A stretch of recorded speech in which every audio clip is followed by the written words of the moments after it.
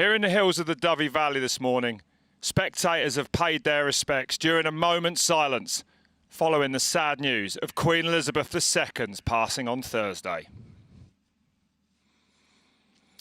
Now we look ahead to a day of racing as riders from around the globe gather here in North Wales for Red Bull Hardline. And I'm delighted to say that alongside me in commentary again this year is 39 times a World Cup downhill winner, 6 times world champion Rachel Atherton. Rach, great to have you in here today. And Thank you. So much action to look forward to. This is going to be pretty special, I think. Yeah, can't wait to see it.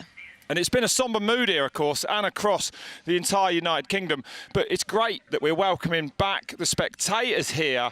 And, first time since 2019, of course, this, the 8th edition of Red Bull Hardline. What is it that makes this so different to all the other downhill races? I think just the combination, here at Hardline you've got super massive jumps, and this year it's bigger than ever. Those jumps are ridiculous up there.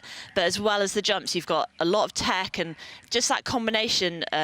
These riders are so skilled, and you could argue that they don't really get pushed to their limit at World Cups. No. So here at Hardline, they're really getting pushed, and they love it. They're having a lot of fun, and we saw Bernard saying yesterday just how much fun he has at this event, and that's why he keeps coming back. That's right. It's a real challenge, and it's great to see the riders really working together at Hardline to get through this track, to top to bottom it really. That's again very different, isn't it, to what we see at World Cup races? Yeah, that camaraderie that they have, it's not kind of every man for himself like a World Cup. They're up there together. It's kind of like a family feeling, they're helping each other over the jumps and ticking it off together, and it's that feeling I think that makes people want to come here to Hardline. It's the end of a World Cup season. They could all just put their feet up, but they're here, they're sort of putting on a show for everyone, and they're absolutely loving it. Takes a very special breed of rider, that's for sure.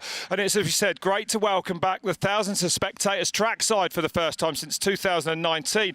How much will the riders feed off that extra energy? How much of a difference will the fans make today? Oh, it makes a huge difference. When you've got fans down the track and covering those hard sections, you kind of, when you have a moment you think you're going to go down, you get a bit of a swap on, you can feel the crowd and the fans like willing you to stay on your bike, and you do try harder, you dig a bit deeper to not crash, and that makes a huge difference. I think the riders really felt it when it was in COVID and there were no fans here, so yeah, it was difficult, wasn't it? It's awesome to see everyone. They're so stoked, and it's been a really good weekend so far. Yeah, it's amazing, and the fans here can get super close up to the riders. You have, of course, competed in a few finals yourself. One, as I said, 39 of those World Cup downhills. What goes through a rider's head on the morning of a race? 40-minute uplift here. What's going through the riders as they go up for this last run of the weekend?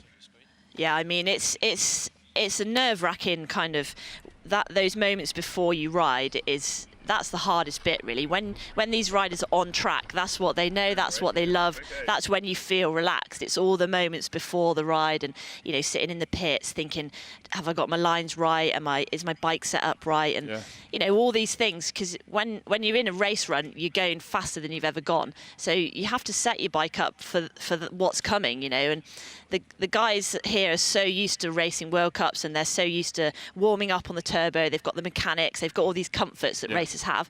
Here at Hardline, they've got none of that. It's raw, like you said. It's raw and real. And they're just up there, just with their mates, and that's kind of pretty intimidating, really. Yeah, and we've brought the start forwards an hour today. Always unpredictable the weather here, though, Rach. But right now, things look pretty perfect to me. It looks ideal now, so hopefully we can get everyone down the hill before the wind and the rain kicks in, and I reckon we're going to see a good show. We are, absolutely. And of course, we are certainly in a beautiful part of the world here in the Dovey Valley, and Red Bull aim to keep it that way. That's why they've partnered up with non-profit organisation Trash Free Trails, and the downhill legend sat next to me for the 2nd year running here at Hardline. Let's take a look. These valleys and mountains are so beautiful, and we've been so lucky to have access to them over our whole careers. It's really important to leave these areas as we kind of found them. It's great that Red Bull have recognised that responsibility and have started working with companies, like Trash Free Trails, to bring that message to look after these spaces where they're hosting events. So this weekend at Red Bull Hardline, there's some simple things we put in place, from compostable toilets to huge water refill points, big bowsers around. In the riders area, we've got the riders recycling point, so any kit kit that they don't want to use anymore, we're going to put it in that unit and that will go to charity. There's 5,000 people coming this weekend. Those 5,000 people could leave this place completely spotless. So if you see a bit of litter, pick it up and help us leave a positive trace on this beautiful place. So they bring a bit of litter to Trash-Free Trails and it's almost like a raffle ticket. So if you see some, bring it to the Trash-Free Trails tent. You'll be entered into a prize draw to win a custom Red Bull Hardline helmet. Grab your bag and pick up your trash over the event. Come to our tent and you can grab one for free.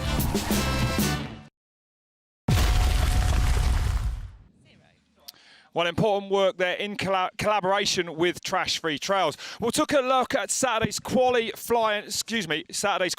highlights shortly. Earlier in the week, though, we saw some action during practice, especially at the brand new sections. And this is what happened to one of our favourites, Bernard Kerr.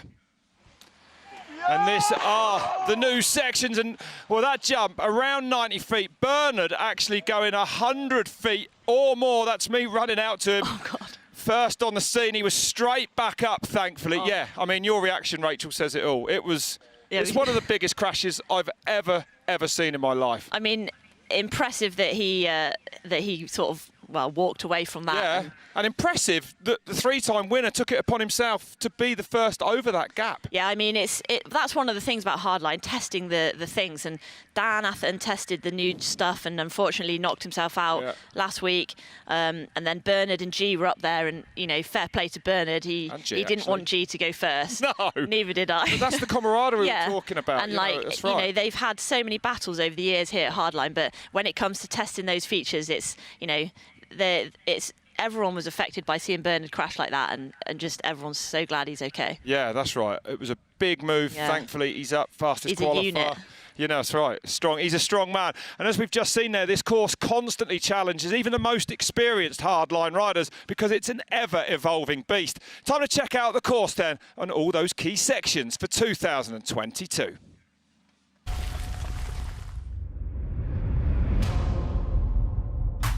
No warm-up here, straight into this ferocious first section, where riders that are prepared to attack straight out of the gate can already make themselves some time. Then it's the first wooded section of the course, where it's rocky, rooty and dark, followed by this tricky rock drop. Back on the pedals and out of the 57-foot cannon, that's 18 metres in length, before heading straight into the step-up, which this year has a steeper ramp to throw the riders skyward. Then it's the frankly terrifying 45-foot step down. That's 14 metres. Nicknamed the Cliff Edge, it made its debut last year. And after landing, the riders face a super tight left-hand berm. Now we come to the biggest change to this year's course at Dirty Ferns in the waterfall's edge. Riders now face a step-on, step-off, leading into back-to-back giant doubles. A 91-foot jump, that's 27 metres, followed by another 80-footer.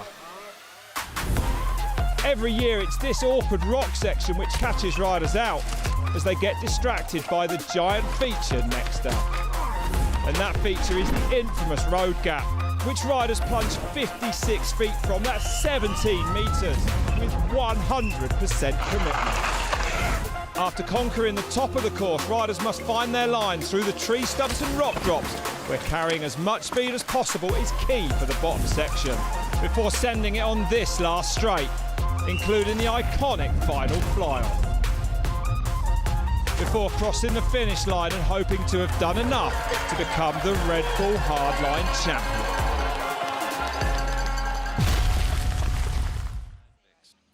And Rach, of course, excuse me, that new section that we saw up there, it gave me goosebumps watching it. It is so big, right? It is big. It's kind of on a par with those Fest Series jumps and stuff that we see. First time we've ever seen jumps that big in any downhill race. There they are, the windsocks still looking nice and low at the moment, but the step on, step off is really difficult actually at the top of that picture there. It's about a 50-foot gap on and off it, but the landing, the tabletop in the middle is actually smaller than that. And we saw some riders, you know, tagging it a little bit yesterday, and it's hard on the pedals for some of the riders down to this big first double. Like we say, It's actually 90 feet, around 27 metres. Well, let's head live to the riders' field where Elliot Jackson is soaking up the finals day atmosphere. Elliot, how's it looking down there?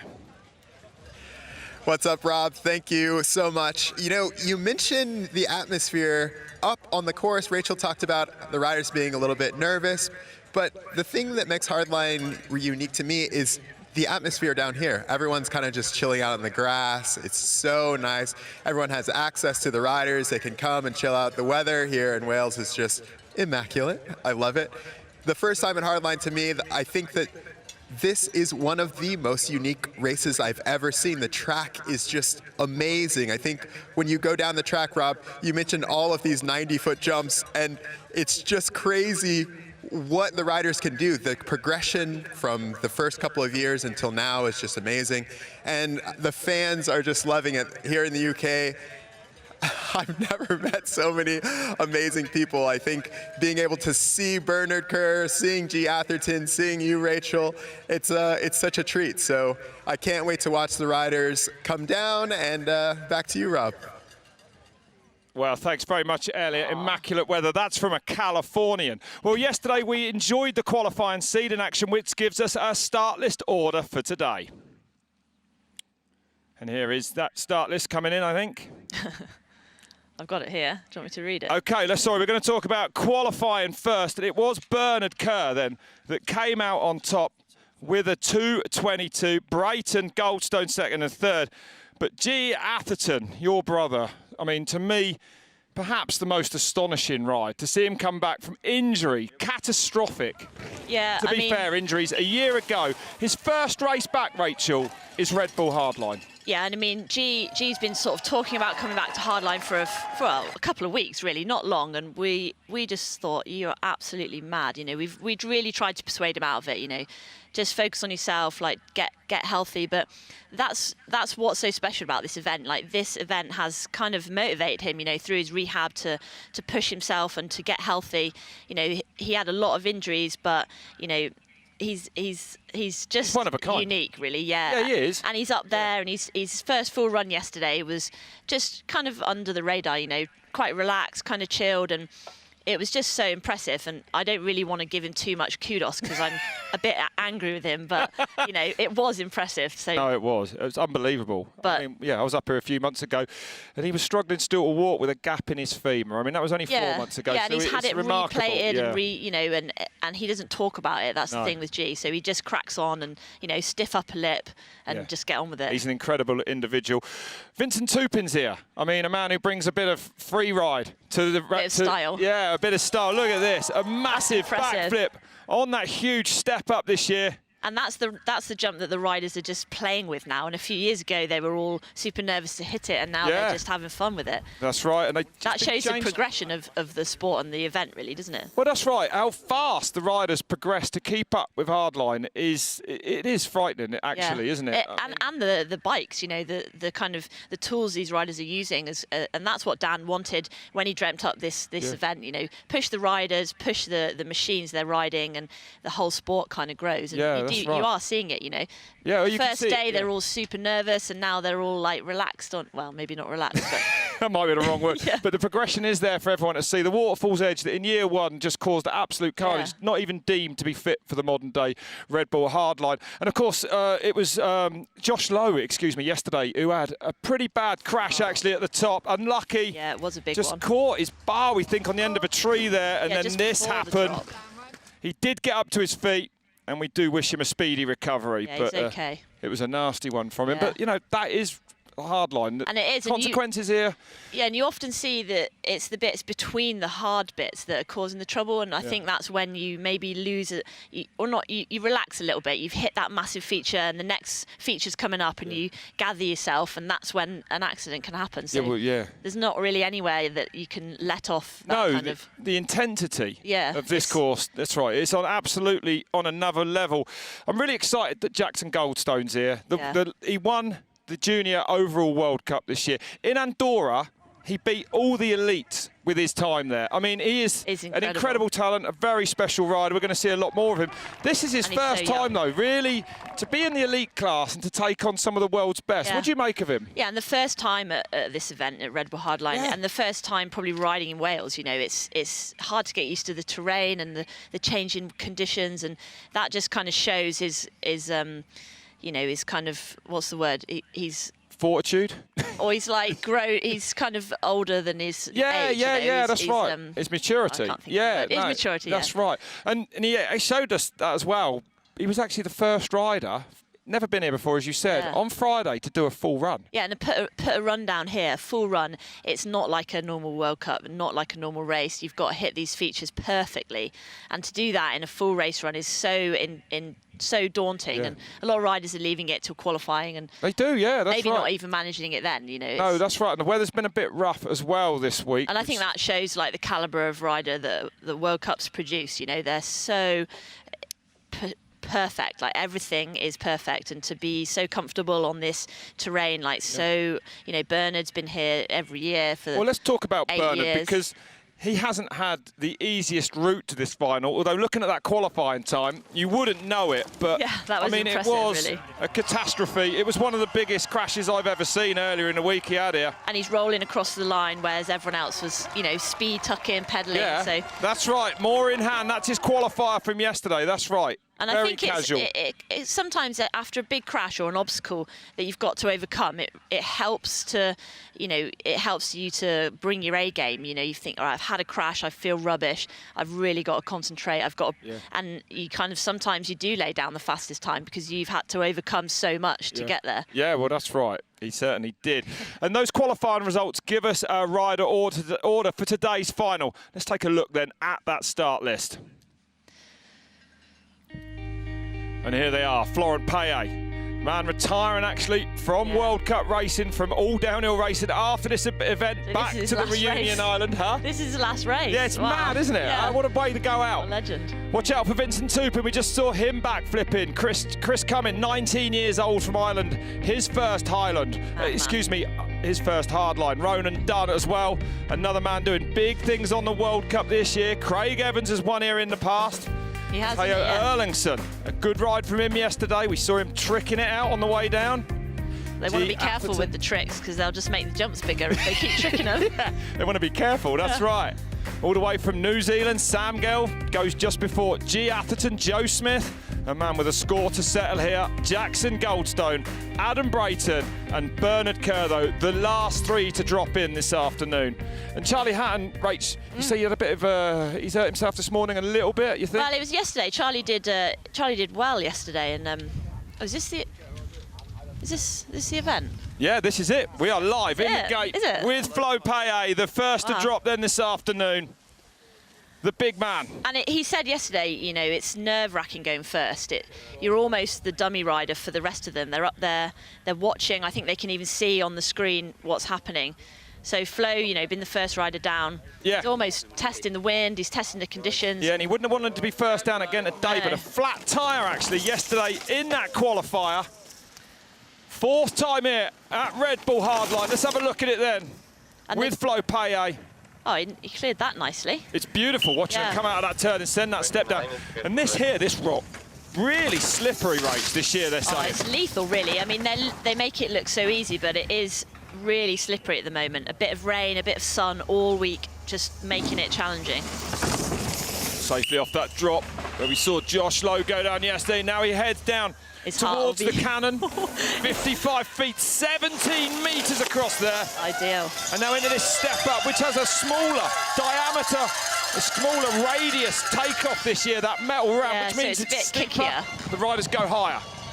And the crowd, listen to them, they're, you know, dropping in from the silence of the woods, suddenly hit with that wall of noise. Pretty daunting. A little bit of movement out there I can see in the trees, in the bracken. The wind will be the big one this afternoon. We need to keep an eye on. As we said, we've got things rolling a little earlier here. You can see it's a bit windy up there, but there's windsocks on every feature. You can see them, so that's giving the riders a little bit of knowledge about what's coming up. And now coming down towards the biggest jump on the track, the new jump for this year, 90 feet across there. And this one actually measuring at 87. Bit nose heavy from Florent Payet. And that was the wind, you know, you could see him reset. Every landing, the riders, you know, it's such a hard landing, and then they have to reset in split second, ready for the next hit. These turns here, a little rest if you want them. If you want to win hardline, though, you have to attack everywhere on this course.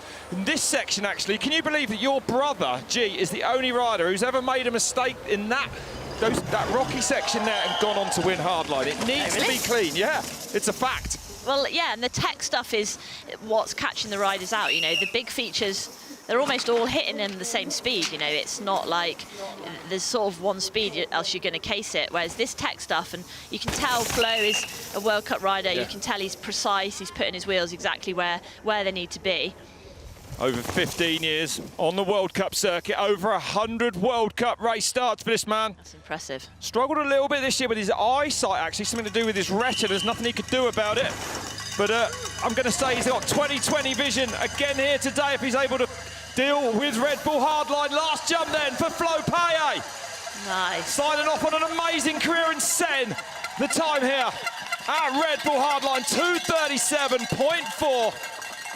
Payet gets down safely. What a relief. Yeah.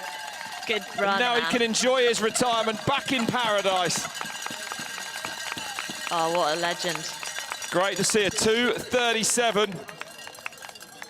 15 seconds, though, behind what we saw from Bernard Kerr yesterday in that qualifier. So these times will come down this afternoon. Yeah, and the conditions, I mean, it's overcast, so that will probably help, you know, with the bright sunlight in those woods. It makes it harder to see. And no rain overnight, because yesterday, the night before last, it did rain here, and it was so hot when the sun came out yesterday afternoon. But it feels like that course did dry out during qualifying. Jackson Goldstone went down earlier. I mean, a little way off on the clock, Jackson, in qualifying, 5.4 seconds. But yeah, I'm interested to see what he can do today. I think he'll, yeah, it's going to be a good battle, I think. They're both saying that there's more time up on the hill for them. Yeah. They absolutely are. So Florent Payet down safely. First rider down at Red Bull Hardline this year. What a run to go out on. Well, yeah, fair play to him. I can hear what he's saying, yeah. And back to the top. That looks nice, doesn't it now? I think just do a nice big whip into it, you'll be fine. Yeah, counter steer. Pull to the right. This is much for you guys to make sure, you know, if you're happy. David McMillan then in the gate from Australia. Right, Dave, course clear. You can see it's windy. Yeah, Dave. Fourth time at Red Bull Hardline. He readies himself. On track then. Flown in actually from Canada where he's been filming. He was in Utah just before that. One of the most stylish bike riders on the planet, David McMillan. Oh, he is. The way he just throws his bike around. And he actually lost his bike in the airport. So there was a bit of added stress before he even got to the event. One back at split number one, went down to the berm there. That first split actually really important historically. Oh, and he goes down there. Looks exactly where Josh Lowe got caught out yesterday. Must be some exposed roots or...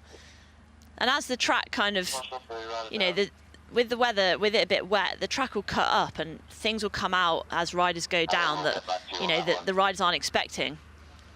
And it's always damp in that top wood. This top wood always plays its part. Yeah, it's very Welsh up there. It's very typical. But yeah, if you're not in the top three at split number one, no one historically has ever gone on to win hardline. It's almost, it feels like, well, it's such an arduous task, right? And it's quite a short track as well, so you have to go for it out the start gate. But I think it might give us an insight into the rider's mindset. If you're here to get down, you're probably not that bothered about the clock. You're not going to be anywhere near at split one. If you're here to win it, and we know those riders that are, you'll hit those first turns. Yeah, you've got to race it every centimetre. Look at the crowds down below on that new section. All waiting. So many people here at Hardline. It's amazing to see everyone back. It is, and this, you know, you can see so much of the course from up there. This whole section. Oh, is this a drone shot? Yeah. Wow, that's amazing. Beautiful, isn't it? You really get to see the features in that technical section. Talk us through this next straight, because there's some time to be made here. It's difficult, right? That drop there is incredibly... There's quite a lot of different lines, and we've seen over the last few years some riders gap in the rocks, and that's probably where the time will be made or lost, really. That's right. Oh. Well, McMillan only just scraping across there, hard on the pedals down to the 90-footer. He's made it. This second one should be okay now with that momentum. Nice. McMillan safely through that new section. Wow. Oh, it's stressful, isn't it? Oh, it is. The step on, step on, step off is so difficult. Yeah, well, that's where Dan crashed testing. Yep. And it on here, it looks like that's the kind of warm-up feature, you know. But they have to be so precise. There's not enough time to land and get your speed and take off again. So if you've made any error, you're just going to hit the backside of the landing, and it's not going to be pretty. It won't be good. No, the road gap now for McMillan. 75 feet, 23 metres from takeoff to landing on that. Massive. Nothing, really. Okay.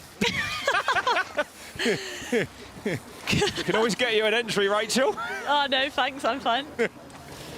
And this bit, you know, I said to Jess, I said, oh, that drop's one of the hardest. Yeah. And she said, oh, it's fine for me. Really? I was like, wow, fair play. And the next turn, actually, really difficult. I went up and had a look at it last night after qualifying, that little right-hander. Oh, yeah. There's like a berm been built there with a narrow. right at the bottom, yeah, and it really stands the riders up. And they need to carry that speed, like you say, all the way through this section. And that last turn there, actually above this last straight, the last turn in the trees there has been groomed, made a lot nicer as McMillan comes down the line with a 3:16. Obviously with that stop at the top there. I think they'll all just be relieved to get down, won't they, really? Be happy enough with that, can't he, Rachel? When you've had a crash on a track like this, you kind of lose that aggression. And yeah, carry well, that's on. right, yeah. That's, yeah, it's different. It's different. What did he do here? It's difficult to see, but just got a bit tangled up on those tree roots in the bottom there, it looks like. And setting your bike up for this track is impossible. If this was a World Cup, I would be so stressed. You know, you've got the wet, technical stuff, slippery roots, slippery rocks, and then these massive jumps, which you need hard tyres and hard suspension. And this is an interesting point, because I spoke to Bernard, and I spoke to a lot of the riders, and some of them are saying, yeah, we're going up spring rates. Some are going up compression clicks. Bernard said he's gone up too low speed, compression clicks on the rear. Big difference. Well, exactly. I don't think you'd notice that. But he said his tyre pressures are exactly the same, because he knows he wins it. No, here, it's same as at Val di Sole, because he knows the bits in between is where you win it. Yeah. But he said he has to put up with the tyres rolling a little bit, that soft pressure, giving a bit of movement on the faces. OK, Vincent Toupin now, better known as Vinny T from Evian in France, this man. One of the big French free riders, a Rampage competitor. Heard actually a rumour he might be there this year in October, waiting for that invite to drop through the door. And they can drop in at any time. There's not like beeps. Different to a World Cup, right? No beeps, no start time. Well, that first turn looks perfect. I love that gap out of the first turn onto that rock slab. This one a lot slipperier though, up on the grass there really for Toupin, and he's up by nearly half a second then. So the free rider up on the clock at the moment. Free racer. The free racer, exactly. Has finished top 10 at Red Bull Rampage. Riders saying he might be the best equipped for these massive gaps here this week. Well, we'll see what he, see if he does anything. Over a second up now, he backflipped this yesterday, and it's going to be the same today, and it's perfect. I don't think he loses any time doing it like that, really. Probably not, no. What a nutter. I thought, oh, I won't do it with the wind and stuff. No. And that's what the people want. They're all there with their phones out. And that's right, to see these riders. And sometimes, well, I don't really know, but sometimes I think it's maybe not a flip, but it's easier to do something in the air. Yeah. You know, you've got so much time in the air, just dead sailing it makes it worse almost. Yeah. So doing a bit of a whip or doing something so you're relaxed, you know. Vinny T chucking it in here as well as he comes onto the step on, step off. Looking stylish. Oh, long on there. Well, rather saying it's difficult to get the front down. It's so short at the top of that. Yeah. You really want to come in on the front wheel, not the back. Toupin making it happen. And you can see whether some of the riders are choosing to speed tuck on that landing to get the speed, and some of them are pedaling like mad. Yeah.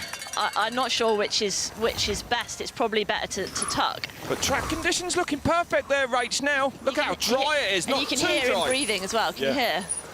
And that's what, those berms are kind of the only chance you get to really maybe have a bit of a rest and reset for the next section. But when we get to the last few riders trying to win this thing, they will definitely attack through those corners. Oh man, big suicide across the road gap then. Oh, he's a fan favourite already. He is, yeah. And then just when the features look like they're running out, you come into this incredibly technical straight at the end of the track. The intensity never lets off here if it's not a big gap. Yeah, that's some of the most technical riding. Hit. Yeah, and a it big is. hit after you've hit all those other features. You know, your arms are tired, your neck's, you got Hucker's neck, banging your stem. 3.2 back on Florent Payet at the last split then. Just this last straight now to go for Vinny T. A few cranks up the boner log. And down to this big last jump, 70 feet that one, 20 meters across there. He comes up short on it. No bother, Machynlleth across the line. He goes second, 3.5 into the red. Solid run. Yeah, boy. Good job,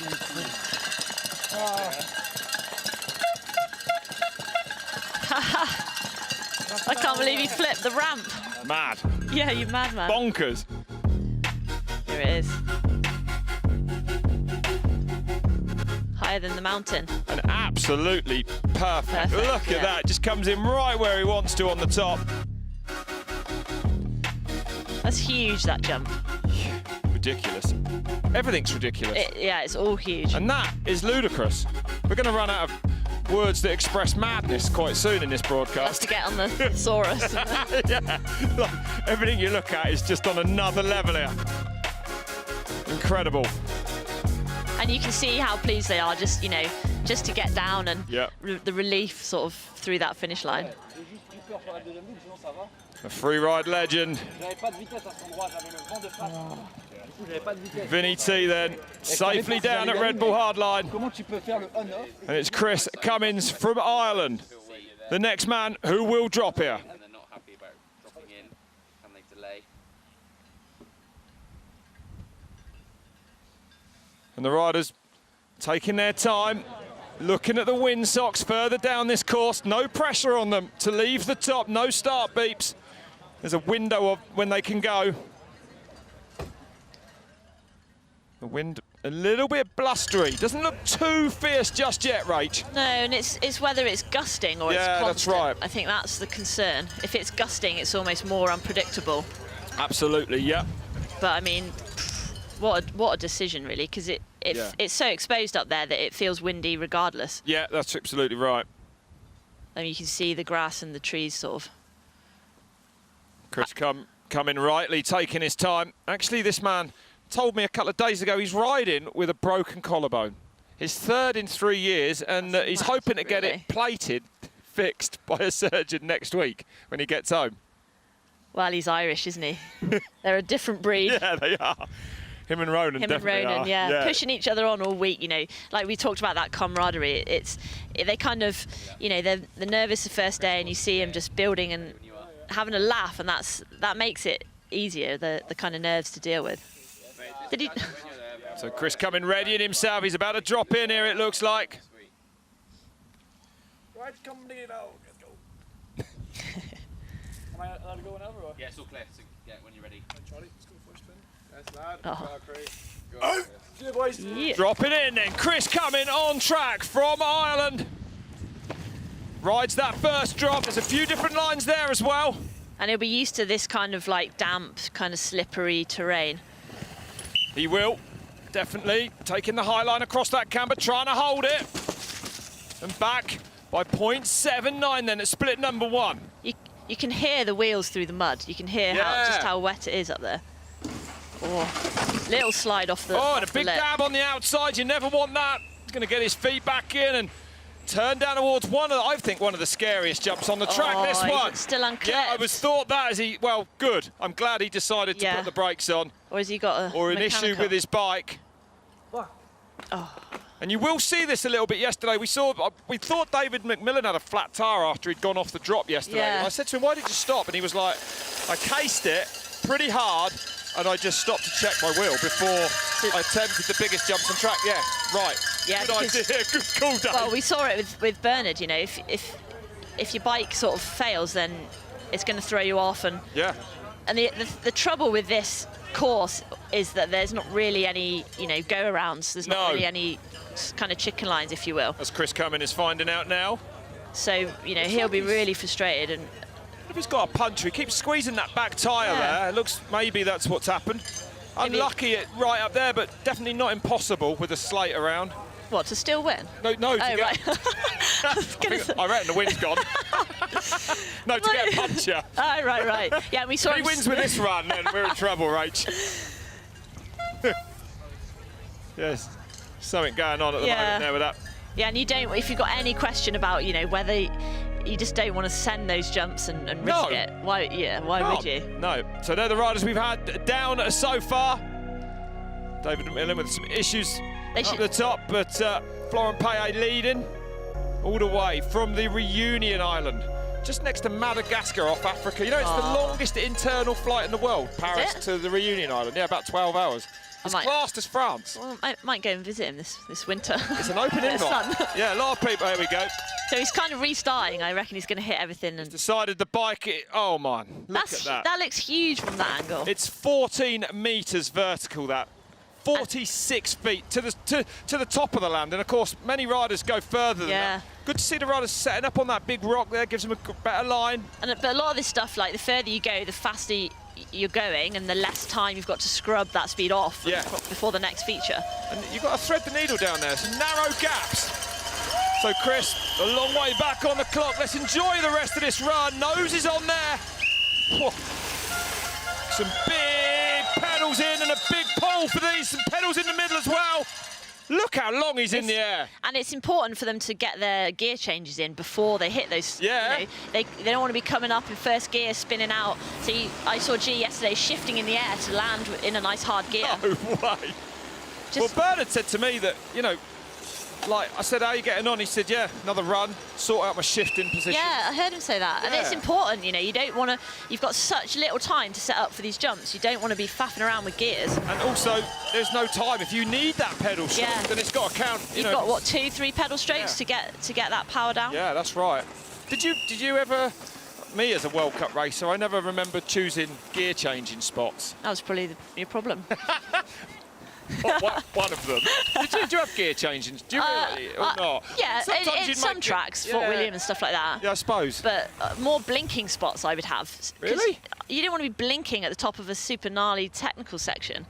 I would, really make an effort to blink in the berms or the easy bits. Yeah, sure. So Chris Cumming then on this last straight now. Carrying plenty of speed on, styling out Chris Cumming. Yeah, look how happy he is. Congratulations, first time here at Hardline. He's made it, fourth for him then. The bike was all good in the end there. And he's got a special paint job, has he, for this or for World Champs? I'm not sure, but it's that new prototype bike they're riding there, that new... A lot of the riders actually are on frames they had for the World Championship. Yeah, because it was only a couple of weeks ago. Not sure I'd bring my World Championship painted bike to Hardline, the amount of bikes that you see go through here this week. Yeah, a lot of riders out. That was where we saw him slip off that drop, so maybe he did catch, lose a bit of pressure or something on those rocks.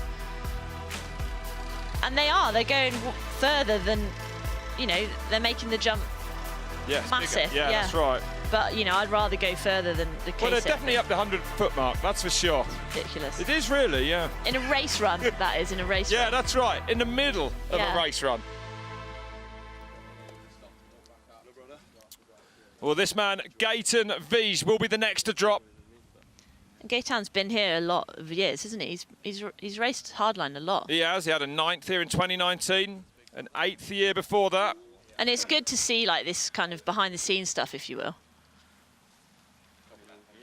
Getting a bit of advice from G-Man. I wonder what he's saying. So the course is clear, and Gaetan, I believe he was yesterday on Jackson Goldstone's spare bike. His bike not making it here, which is incredible to tackle. Really? Yeah, can you imagine that off the side of that drop at the top then? Just making it a bit harder for himself with his borrowed bike. Yeah, exactly. Unbelievable. 24 years old, this man. A regular World Cup racer. He's up by nearly 2 seconds. He's just had a bit of an issue coming out of that sort of compression out of that turn. This is catching him out up here. A crucial section, as I said. Historically, a top 3 at split 1. If you're not top 3 at split 1, you will not win Hardline. But if you put the harder you push, almost the worse it is. You've got it's a real fine balance to carry that speed. Yeah, exactly. And they're pushing everywhere. 0.16 back. No way! An flip. A massive underflip. Oh, that went as good as it could have gone with a crash on that. Vigé throwing it out there. I remember him doing that a couple of years ago, actually. Yeah, he did. That's But right. that was like a pretty smooth crash. Yeah. Not John O'Jones, that with his fish upside down. The Scorpion King. No one will ever forget that. And that's why Hardline's so good, because some riders, they know they're not here for the win, and if it's going wrong, they'll do stuff like that. Yeah. You don't see a backflip in a World Cup. No. There's no jumps big enough. No, that's right. So, heading on down now, Gaetan Vigé. Oh, you just see how hard he's landing off that, and pretty much locked up all the way down this straight into that turn. It's so steep, and actually the run-in to the drop-off is incredibly so steep as well, yeah. And that's why the ramp was changed, actually. Because the course used to go around that drop, kind of down a rock garden. Horrible. There was a horrible drop in there. Yeah. Remember it? And every year it's just getting more and more gnarly, really. Yeah, big pull off there, makes it nicely. Pedals as hard as he can down to this big 100-foot gap. And you can see how much they're pulling to make it over. Making sure of it, you've got to. Jumps into that berm there. And carrying way more speed into these berms now than they were last year because of those big jumps. Yeah. Which will make, the whole next section harder. And this is where Vigé had a massive one last year and actually tumbled off the side about there. Yeah, that's right. So cleanly through there this time. It is bone dry this year. Looks good in there. Road gap for Vigé, no problem. And the Mel ramp's been replaced with that steeper one because obviously they go higher, they can have a shorter gap. The slacker ramp they had there last year was faster, and it was hard for the riders then to land and scrub the speed off before that step down. And that's probably why you see a few of them just tagging that pad on the top, because it actually helps you scrub off that speed. Dan and the dig crew have been swapping the ramps around. They store them at W Bike Park, and they've been driving up and down swapping ramps for weeks. Have they really? Yeah. So, out of the last cannon then. It's another few pedals in Vigé. A lot of riders not bothering this year with that faster entrance to this last straight. Payet's 2:37, still leading. Vigé goes third. Well, he did backflip halfway down, so we'll let him off. There needs to be a separate column for the tricks. Yeah, they're really, yeah. Oh, the relief, yeah, huge. Well, that's right. It was a smooth crash. He just had he came in hot to this outside rut, and it almost caught him a little bit. So you see the riders that are going high, it might be slower entry, but you come out with more speed, I think. And that drop we see has had a bit of a ladder put on it over the last few years. See his front push though when he came onto the rock there, which caused him to have that dab on the outside. It's tricky, really slip in that top wood. And look at this. Barrel rolled off. Oh. that was all right. Yeah, big off axis I'd be pleased with that. For him. Yeah. Pretty decent. I think, I remember seeing him do that last year or the year before. Yeah, he did it a couple of years ago. And no one really knew that he could throw backflips. He just did it kind of.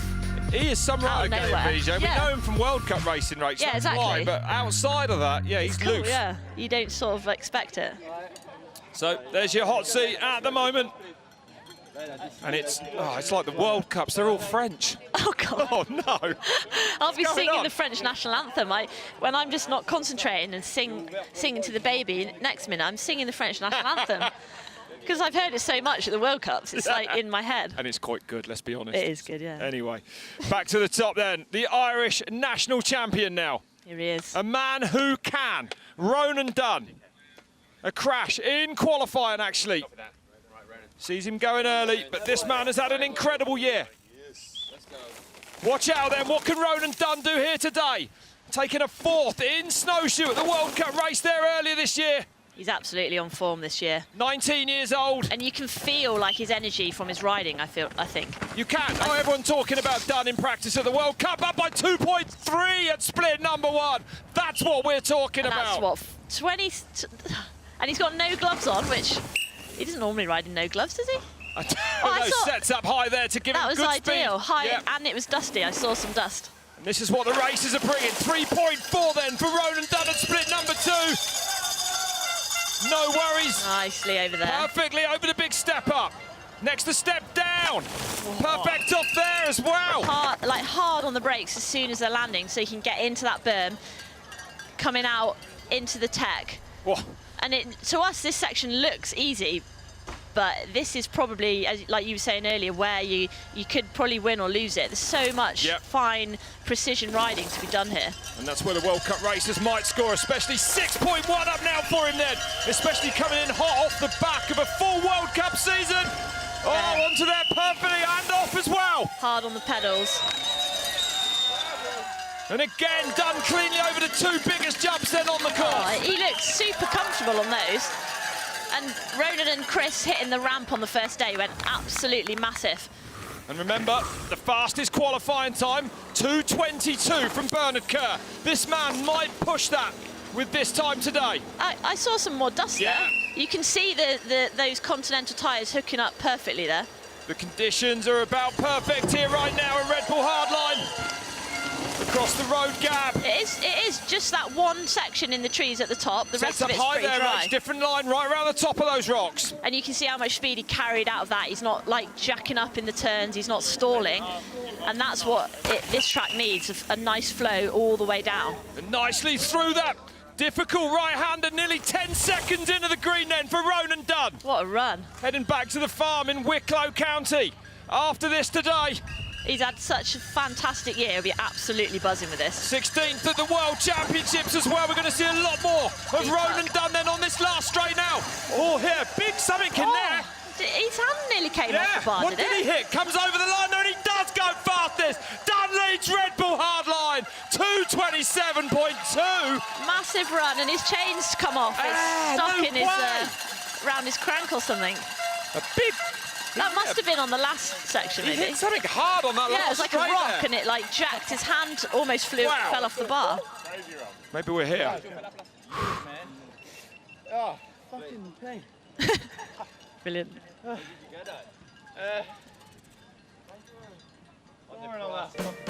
Well, apologies for the language. Not swearing, not high on the list of these riders after a run down this course. Yeah, the adrenaline pumping through their veins. Absolutely, but what a run. That was absolutely perfect, I'd say. Ronan Dunne, 2:27, still 5 seconds, almost exactly outside that fastest qualifier, though. But for a first time at Hardline, you know, to put a run down that's fast, but you're not overplaying it, you're not overcooking it. He could have easily just lost his head, gone full attack. But for such a young rider, he's, you know, this year he's really shown his sort of someone maturity. as loose as Ronan Dunne is in practice at World Cups. Like, everyone holds their breath when he's at the top of a section. Yeah, holds their breath. He has. He's skilled. He's got a mature head on his shoulders. He's the full package, and he's leading right now here in North Wales in Snowdonia National Park.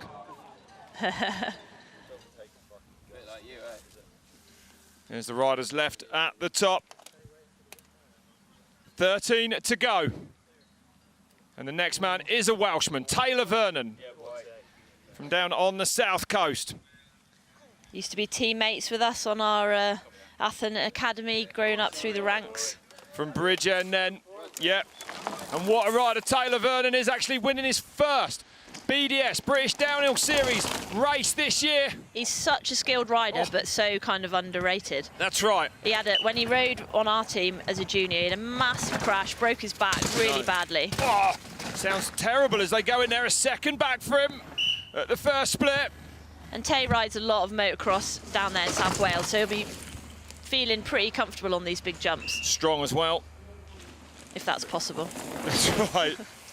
Well, only half a second back from Ronan Dunne then at the second split on top for Taylor Vernon. Hits the big step up. Nicely over this. Perfect. Perfect landing. You don't see riders speed tucking as fast as they can go into jumps very often. At a top 20 in Lord at the first World Cup of the year. Gets up onto that rock. Riders avoiding that yesterday, actually, so definitely drier than it was. Yeah, it's drying out, and often the wind, you know, blowing on the track, it does help dry it out. It's not great for the jumps. And remember this step down there? I mean, we don't even talk about it now. It used to be the biggest thing, but he's pulled some time back. So It is, it's Vernon a good one. back to within 0.3 now. So he's closing in on Ronan Dunne. This is incredible from the Welshman. Bit of the case there. Catch Come on, that Tay. big pull. Yes. Safely over the second one. Wow. Oh. You do not want to be tagging these jumps.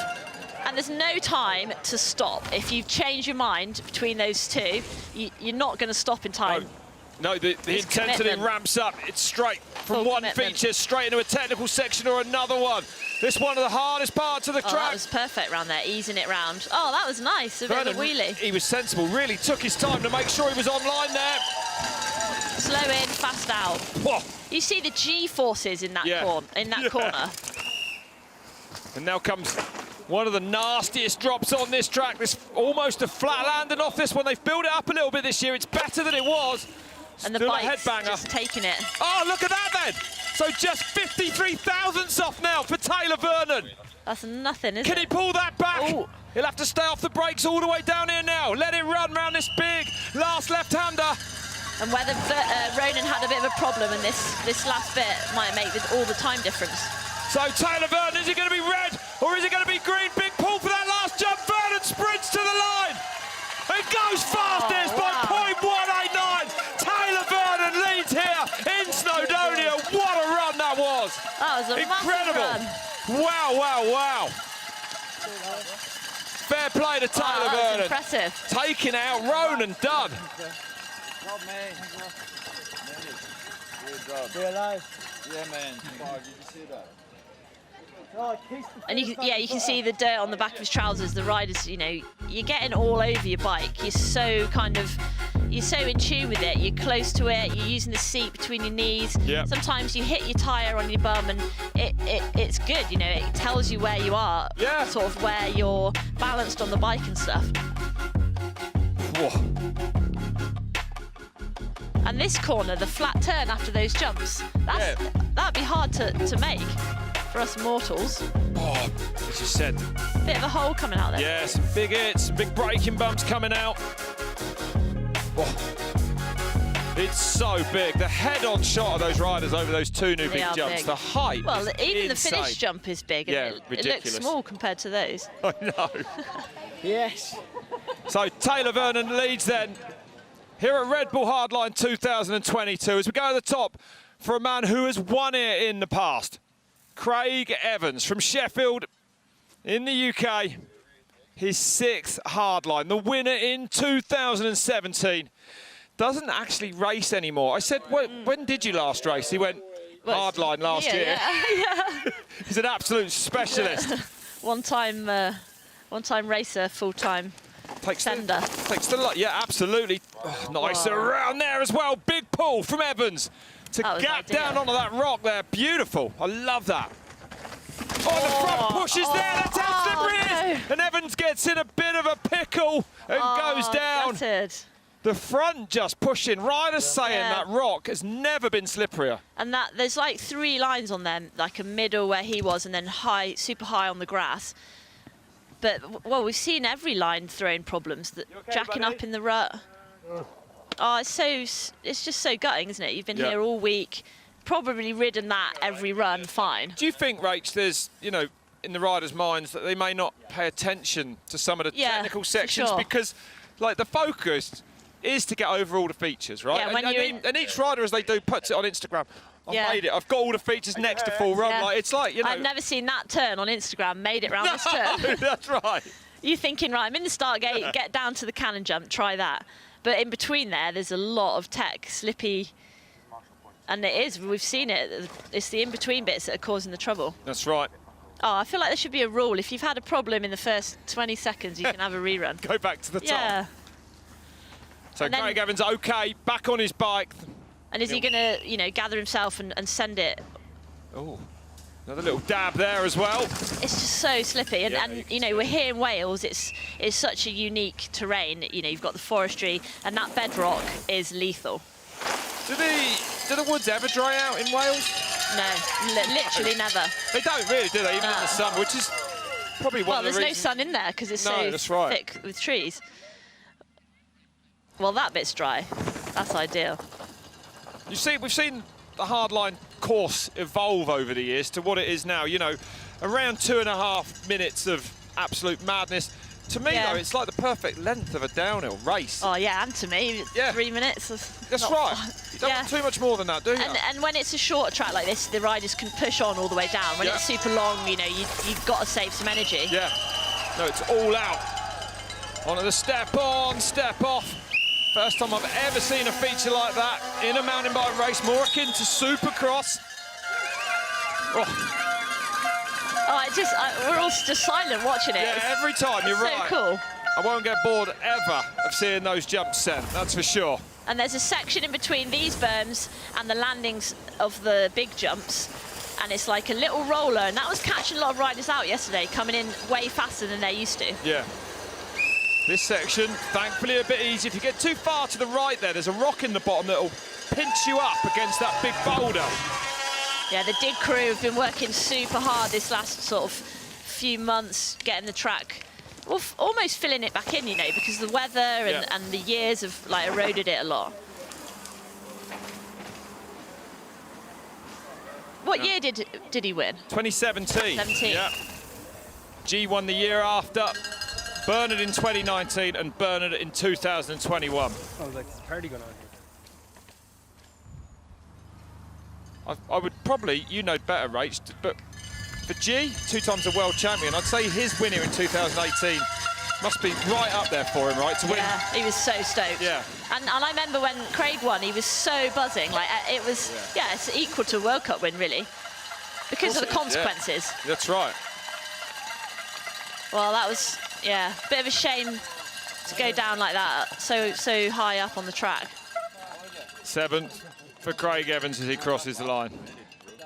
Let's go. And let's have a look. We're going to see that you'll see the front push on this rock slab. Yeah, he just tried to stay high, didn't he? And then he got a bit of a slip. And he kind of nearly held it, but just hit the sort of, the fallen tree on the left there. And you can see as the ride, as there is dawning on them that they've crashed. Oh, damn it. Yeah, that's it right. For another year. So, yeah, well, that's it. Sort of head drops. Look at the height there. Huh? It's ridiculous. I wonder if they are looking at the windsocks, because it's all, what are you going to do? Apparently it's too they late are, yeah. on the takeoff. Yeah, exactly. Oh, it's too windy. Oh, no. But apparently all saying that they do. Look at the impact. Yeah, and I suppose, when it's windy, like, I can't really do it, but you lean into the wind. You have to sort of use it. Yeah, you can sort of take off into Play it. with it, bit, yeah. That's way above my skill levels. Yeah, that's true enough. Okay, Harry Molloy next from Tunbridge Wells in Kent, down in the south of the UK. Rides for the Madison Saracen team. And actually hasn't raced this year. Has actually been line spotting on course for the team. For his partner, Veronica Widman, who rides for the same team as well. He's chosen this as his only race. Well, he got back on the bike in Val di Sole at that last World Cup race last weekend and nice came line in. off. He was wide there into that drop. Brilliant. Wider than the other riders. Well, he's a great racer, 24th at those World Cup finals. So Molloy, a year off, not lost any of his speed. Down to the berm there. That might be perfect. sensible, and he's up. Yeah. So, making it happen on the clock as well. It's green for Molloy at split number 1. And you can see the World Cup races, over the sort of the guys that race less, just a bit more precise with those lines, and that is super important when it's wet and hard like that. 0.75 back at split 2, but exactly what you're talking about. We saw the top qualifiers yesterday, Molloy over there safely. Nice. Actually setting up off the road gap to the left. Yeah. Just having the foresight, having the perhaps being comfortable enough It's to only do 1 that. or 2 feet, but it makes such a big difference, An inch to makes the a flow. massive difference into a turn, doesn't it, sometimes? Or you're looking for a dry section, somewhere that the other riders aren't riding, so it's not cut up, or just tiny little things like that. And you can see from the drone shot just how technical that middle bit is. And from the technical into these massive jumps, I mean, there's no contrast. Oh, only just up onto there, perfect though. But the contrast between these technical sections and then these massive features. Did he case that first one? Why he's over the he second? didn't. That was perfect. Whoa. Yeah, to switch your mindset from those tech janky rocks to suddenly, okay, go, go, go. Yeah. And that's what I was saying about the gear changing. Like, if you're going to pedal, you've got to have it in a good gear straight away. Yeah, of course, that's right. Nice. And you can see them when they land. They land those heavy landings, and they take a split second to reset for the next one. I think we saw G go around that rock garden, yeah, with his foot off and real messy, but it was actually kind of fast. You know, it doesn't matter if you take your foot off. It's not unless you don't get tangled up in there. Yeah, it's these fine, days we think it's the end of the world, but for these guys, it's not a problem really. No, if they can keep it going, Molloy. A little bit further back, 5.5 into the red now from Taylor Vernon at 2:27. Still the leading time from Ronan Dunne, Florent Payet third, Vincent Toop in fourth, and Gaetan Vigé, the top 5 at the moment, separated though by a massive 47 seconds with Vigé backflipping and crashing on the way down. Well, Molloy though, it's been a good run for him, sprinting for the line. A great run in a third place, 4.6 back for Harry Molloy. Oh, that was solid. He'll be soaked with that. Not bad for a part-timer. Yeah, there's hope for us yet, Rob. Happy we're all there. Well done all. The wind wasn't too bad, actually. Oh, the wind's fine. Yeah, good to hear. And we're now going to go into the top 10 qualifiers after this. Let's look at Harry Molloy, though. Look at his eyes, absolutely terrified. On stalks. Yeah. That's huge. I don't know what else we can say, really. No. The windsocks looking nice and low there, though, not filled at the moment. And this road gap they made bigger last year, didn't they? Was it? They made it bigger for last year? Yeah, they put it up a metre and pulled it back a metre, that's right. Took a few planks off. It's actually quite hard to get exact sizes of the features around it, but I've got it down. The road gap has been 75 feet. Really? And 23 metres from takeoff to landing diagonal. Yeah, it's the height of it, isn't it? That's the sort of... OK. Next man to leave the start will be Theo Erlangsen. All the way from Cape Town in South Africa. They're still having line debates. And you can hear all the riders, the few riders now left. That's cool. It's cool seeing this. Yeah, it's so different to a World Cup race. Everyone knows what's at stake here. Everyone knows the magnitude of this course. That's looking a bit blown out, that first turn. That'll only get worse for the last riders. Yeah, it's only going to dig out now. His second ever Red Bull Hardline then, 1.3 back. Yeah, looking good. What, so that's the first split at 16 seconds? Yeah, that's right. Wow. Comes up soon, but it's so relevant, to have actually. such a big time difference in that early on. Yeah, it's incredible, isn't it? But it's so, you know, when you look at the top of the track with that slab, it's that technical. drop, there's a lot going on up there. 3 back now for Erlangsen. Yesterday he started tricking these big jumps out. Oh, gets a bit backseat there and offline as he comes down to this big step down. Yeah, so you can see, like, if he's overshot it a little bit, not caught that pad on top, he's not scrubbing as much speed off, and that sort of took him all the way down. Letting it roll through here, though, carrying good pace. Big drop here. It's awkward, that one. Yeah, there was a double here somewhere that that some riders were doing. They chipped double over some rocks. Yeah, Maybe like a little tiny gap they were going through a few years ago. Oh! What?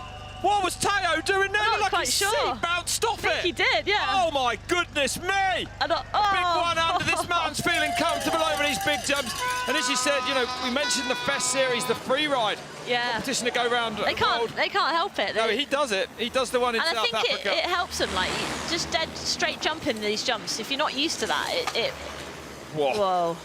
3 times South African champion, this man. Picks it up over there. Oh, he's down. Straight, just over the bars.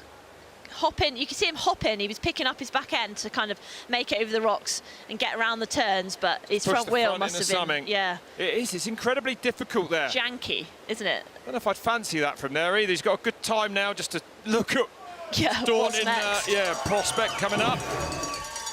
And the riders all say that really that road gap is the easiest thing. They all say it. It's the easiest feature. But it's also got to be the scariest, right? One of? Would be. I mean, I can't go near it. I stood on it the other day, and I was like, no, absolutely not. Unless it was in a World Champs, then I'd do it. Erlangsen, 24 back now. A great ride, actually, at the World Championships in Ligier, inside the top 25 there. Oh. There was something, yeah. There's something there. It's difficult. There's like, you're coming down and you almost need to pick up across a little gap. Yeah, there's a lot of rocks there. I remember when they were building it a few years ago, and I was... Wow. Big toboggan and finish then for Theo. Goes in a 6th place. Yeah, those bits between the jumps, they're much more technical than we sort of realise. Yeah, they are. It's really hard, that last straight, aside from those drops. I remember when they first built that, I thought there's no way you can make it round this turn and do that boner log jump. Yeah. It's just like, you're going to be going too slow. You can definitely see the wind affecting him a little bit. And you can see he landed and didn't have, his weight wasn't on the front end, and so he didn't have enough time to like get on the brakes, scrubbing off that speed. Oh, 100 over there. That will have got the crowd they'll be loving what they're seeing, yeah. So you see him hopping his bike round, and then if you do that into a hole, his front wheel stops. Oh, yeah. Down he goes. Right foot came out, down he went. But yeah, I feel like if you're going to crash, that's a slow, easy place to crash. Oh, he's tricked all the way whipped out down. toboggan to finish, nice. Theo down and across the line then. And these are the results at the moment. As things stand, we're into the top 10 riders. 9 to go here at Red Bull Hardline. Taylor Vernon leading at 2:27.08, just ahead of Ronan Dunne. A credible ride for him as well, but great to see Taylor Vernon leading. Molloy goes into 3rd ahead of Florent Payet. Vincent Toupin 5th at the moment. But yeah, Taylor Vernon. Well, I know why he's having such a good year. He's had a baby, and he's not going out on the lash all the time. That was his own words, so he's having the best year of his life. Definitely, leading Red Bull Hardline. 9 to go, the next man will be this fella. All the way from France, from Clermont-Ferrand. Thibault Laly, Pink Bike Racing Team. 3rd time at Red Bull Hardline. He's never finished here. Oh, he's crashed last year, a puncture in year 1. Really? Yeah. Never finished. Never finished. 3rd time lucky then for Laly. He's got it. Oh, that's looking good, that turn. Yeah, and great to see the French here enjoying themselves this week.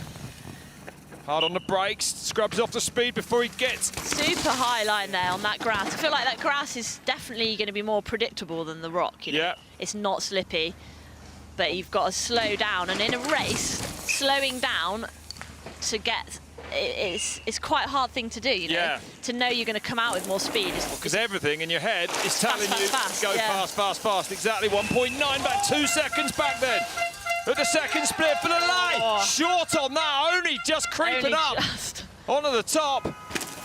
Nicely down there, though. Still sending it. Big hit. Oh, and you can see, look how hard they're working to keep the bike underneath them and keep it in line. Keep it pointing down the hill. Yep, so hard on the brakes off that drop. Picking his way through here on the World Cups all year this season. And this bit will be, you know, not affected by the wind, but he'll be thinking a few jumps ahead all the way down, thinking of the next jump, the next jump. Nicely on the step on, step off, no problems there for him. Get some good pedals in. Can't blame him for that. Tuck in between them this time. It doesn't seem to make much difference whether they're pedaling in between or speed tucking. No, I wonder. It doesn't. It seems to not make much difference. Perhaps for the head, though. Yeah. I'd pedal right up to the lip. I think I might as well. It's the confidence to speed tuck off that, isn't it? Let's see how he deals with these rocks here then. Through this That's fast. Yeah, really fast. Like we say, a World Cup racer. Look at that. Threading it through there super quick then. Right from the middle of France, actually. Said he lives near the Perron family there. Oh, does he? Yeah. It's drying out a lot as well. It is. The track is, yeah, you're right there. The rocks looking really dry now. The riders will be thankful of that. This difficult little right-hander, 5 back though. For Laly. Picks up through here, a couple of little gaps you've got to take care of. And carry as much speed now out of this turn. Onto this last straight. And they are pedalling up that lip, really, aren't they? Up that log.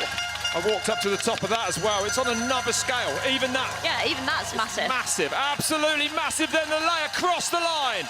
It's a good time. Once the clock stops for us. So we've lost timing at the moment. We'll bring you his timing as quickly as we can. Hey, what's this? That was sick. Good on you.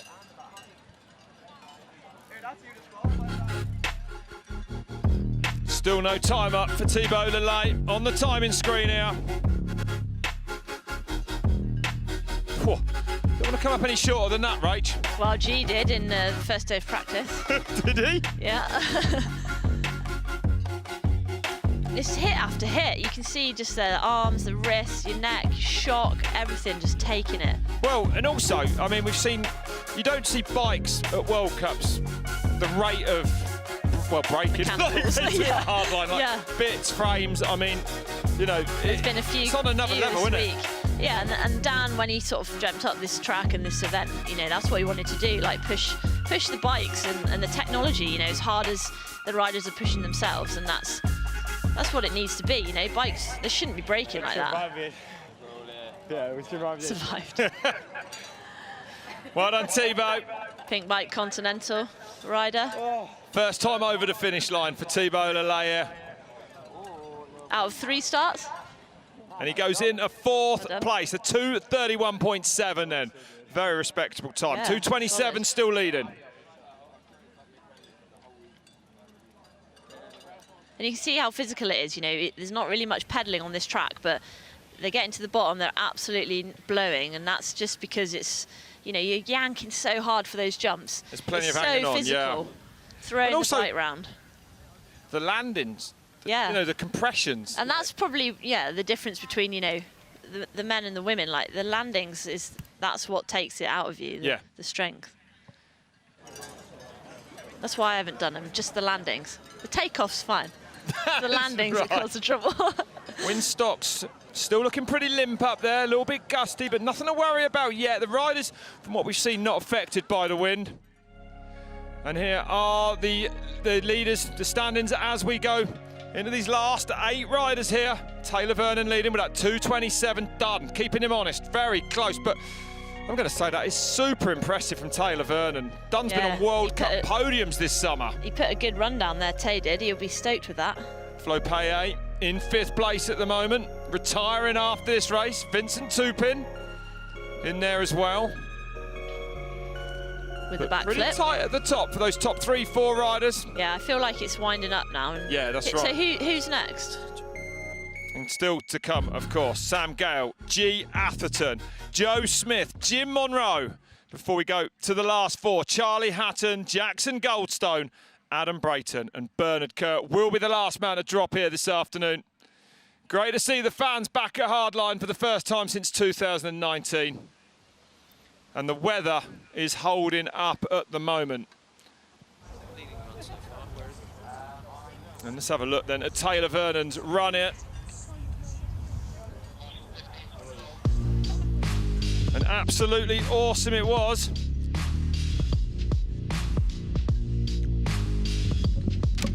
It's an amazing view down the valley. You can see all the way down to the car park.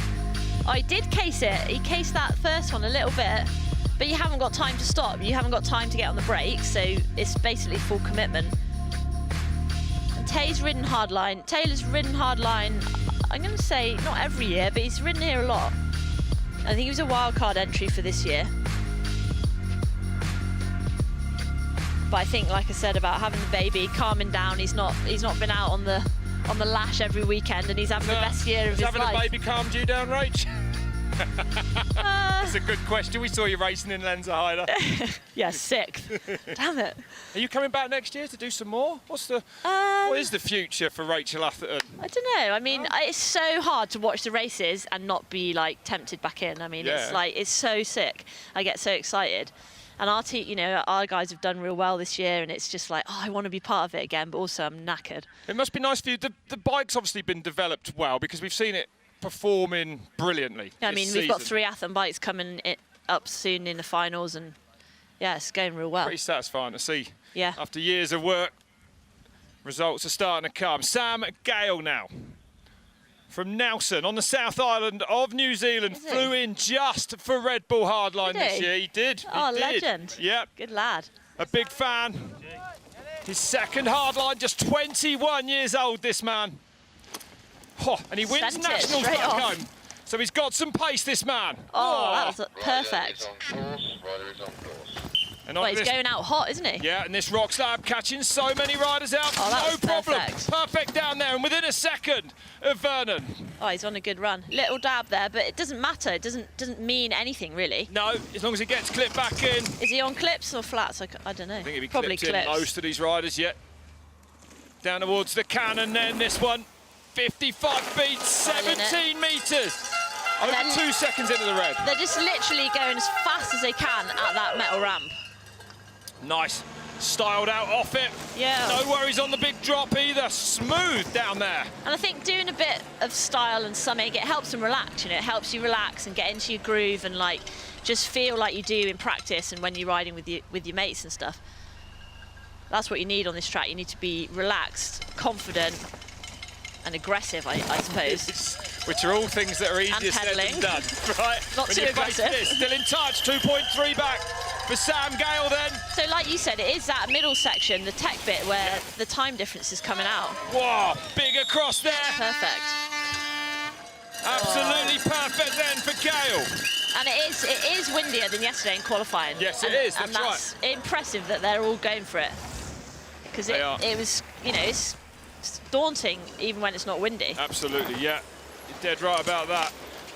But Gale charging in these rocks. Going well. Good pace down here, actually. Really fast. Absolute precision needed over the back of that drop there, but Gale keeping the flow going. Yeah, flying through there. What's he going to tell us on the next clock then? He was 2.3 back at split number 3.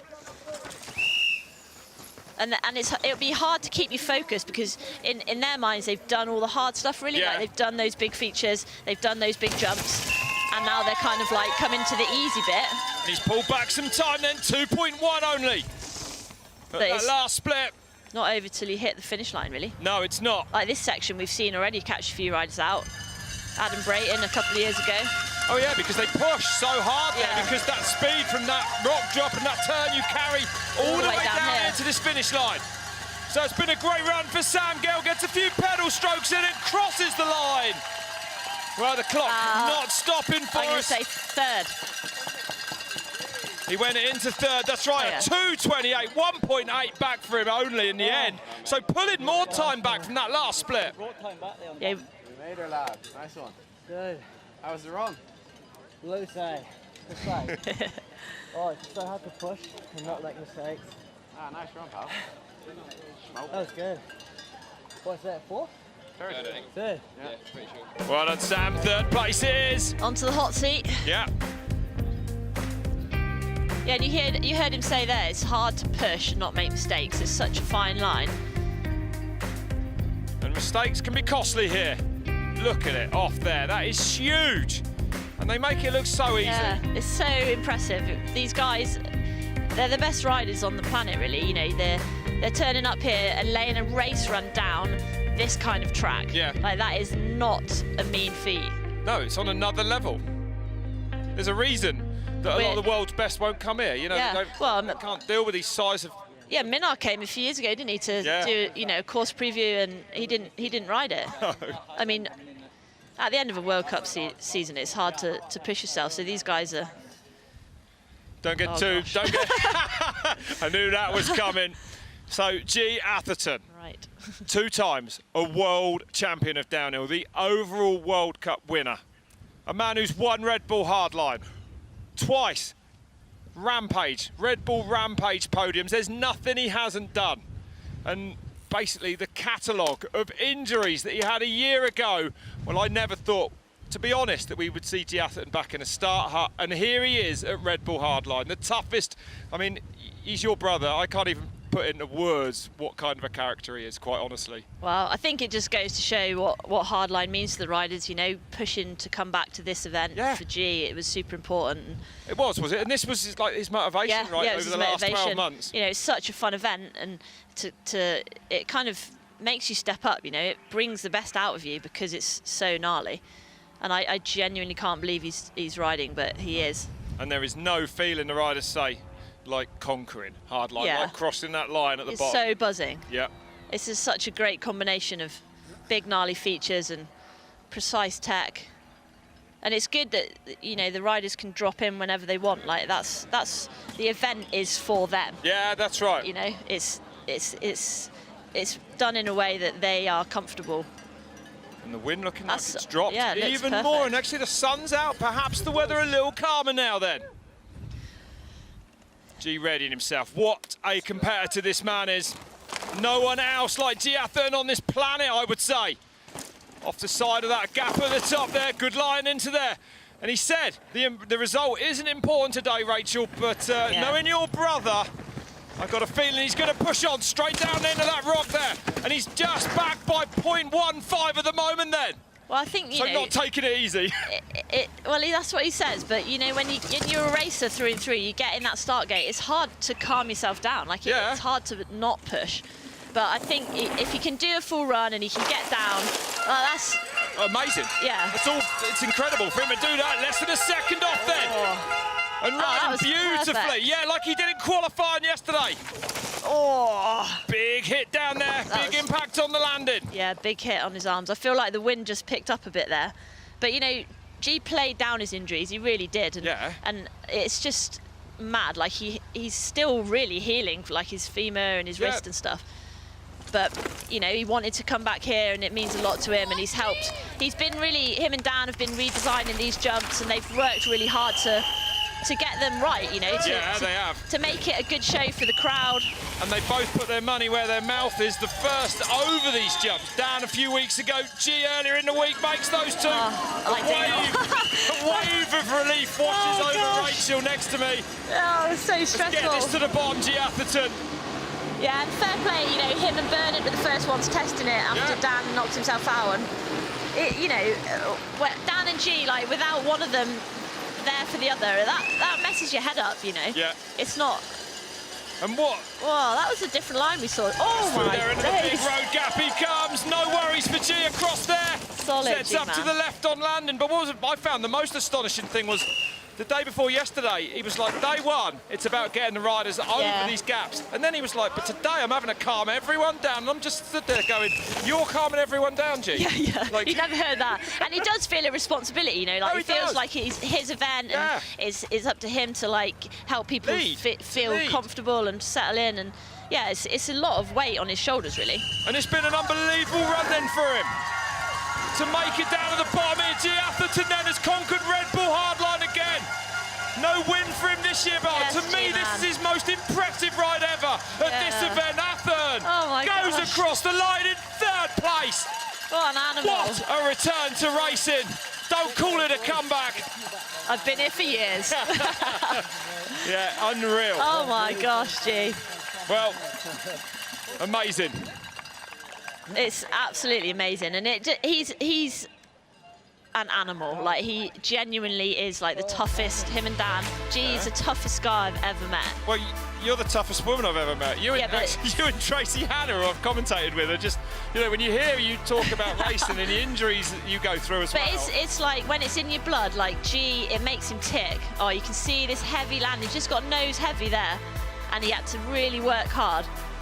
But, you know, it makes you tick. Like, you get up in the morning and you're like, why is he pushing himself through his rehab? Why is he pushing himself to get back from these injuries? It's because doing this is what he loves. Okay, well, this is what you do. Let's go down to Elliot, who's with your brother.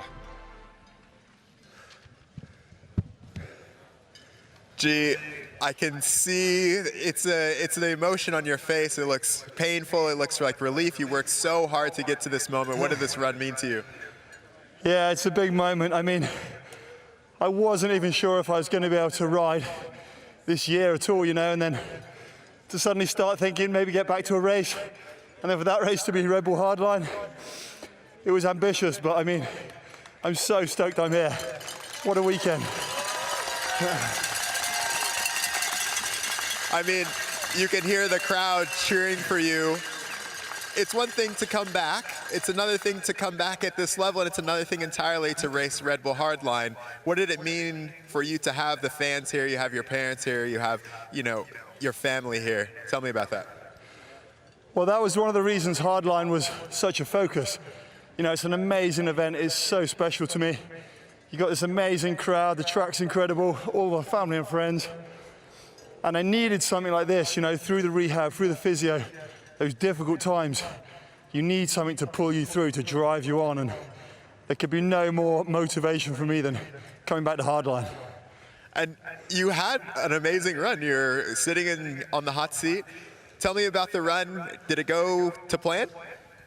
The run was good. I mean, yesterday was my first full run in, I don't remember how long, but it was just about getting down. And then today, I started thinking about, oh, I could push on a bit here, I could push there.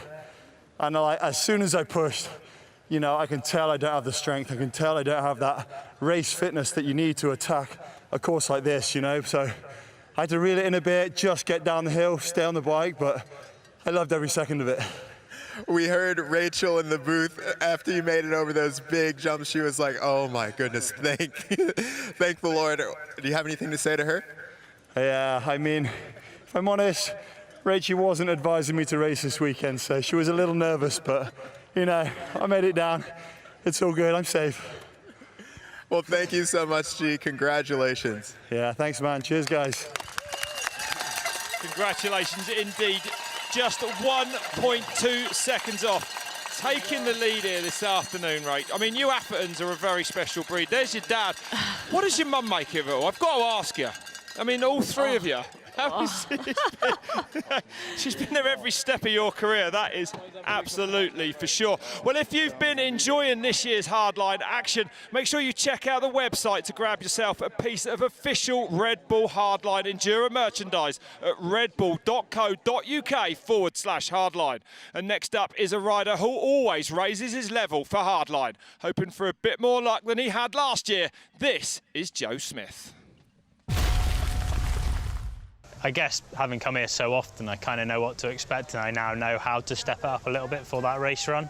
It must just be something in me that when it comes down to race runs, I just want to give it my all.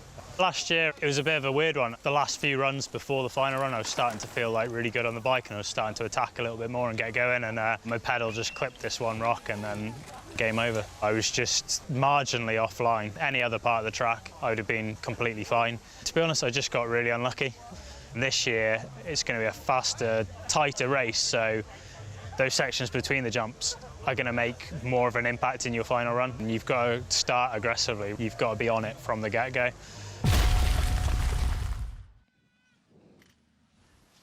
And on it from the get-go, we expect this man then to be a puncture in 2019 here. Rode around these last few jumps on the last straight, definitely.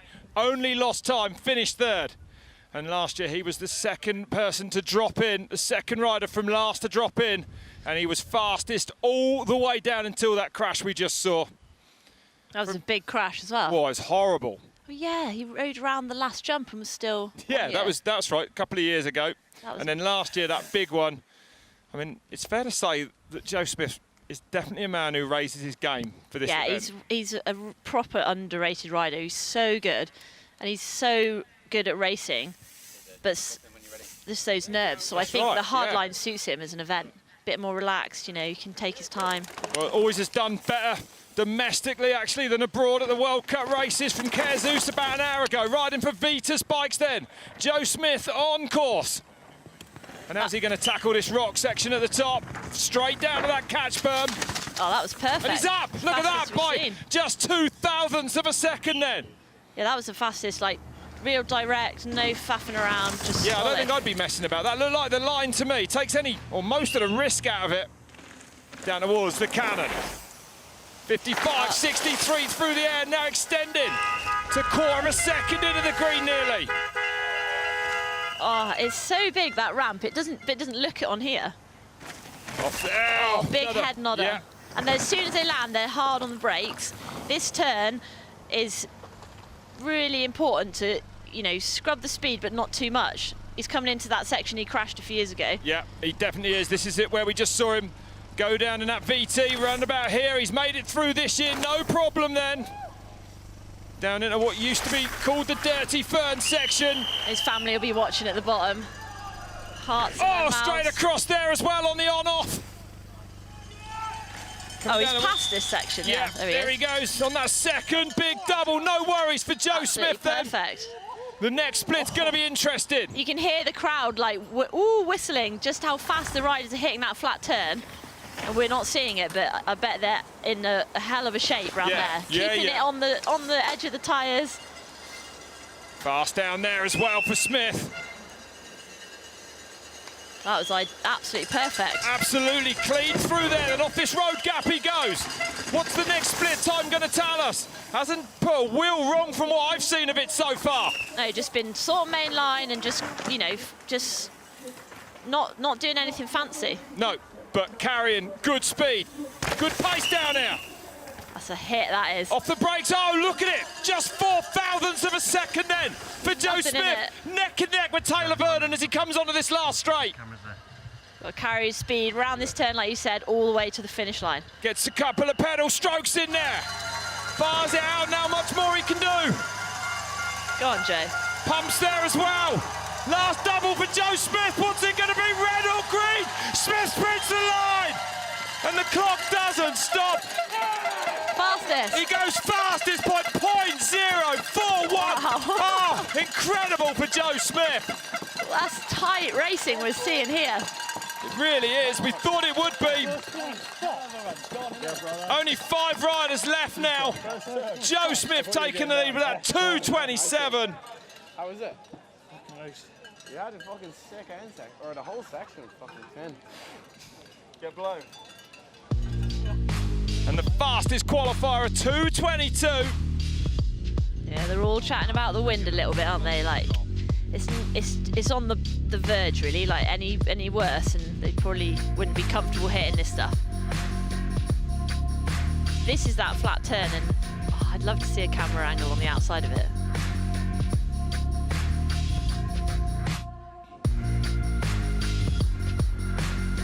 Some guts to hit that last jump without pedalling. Yeah, I know. But they're saying it's... I was surprised yesterday to see him do it, because normally in the past they've sprinted like mad for it, but that last left up in the trees there, it's just been made a bit quicker, yeah. Sometimes pedalling like that, it actually loses your speed. Like you're high up off your bike, the wind's hitting you. You're not really gaining anything. So a speed tuck. I remember I speed tucked once at Fort William at the World Cup, the whole last section of jumps. Was it one of the years when I said, doesn't like to pedal? Yeah, because someone told me it was faster. Well, it wasn't faster. Wasn't it? I still won, so it's fine. Yeah, that's all right. I've been livid. That's all right then. So wind a little bit gusty up on the mountain. No problems so far for the riders. Joe Smith's just come down to take the lead, that 2:27. Great racing here this afternoon. Only 5 riders now left at the top. Jin Monro will be the next man to drop. Charlie Hatton, Jackson Goldstone, Adam Brayton, and then Bernard Kerr looking for that 4th win here at Hardline. It's lining up nicely, and there is definitely some time left on that track. That fastest qualifier, still around 5 seconds quicker they than both Joe said, Smith's time. Bernard and Jackson both said yesterday, like, there's some more time up there. Yeah, he did. Bernard told me there's 3 seconds up there. Jim Monro. Jim Monro, the next rider to drop in. Actually on the dig crew for Hardline. I know. So, going from one to the other. He's building what he's going to ride. I don't know, it must be torture for months for this man.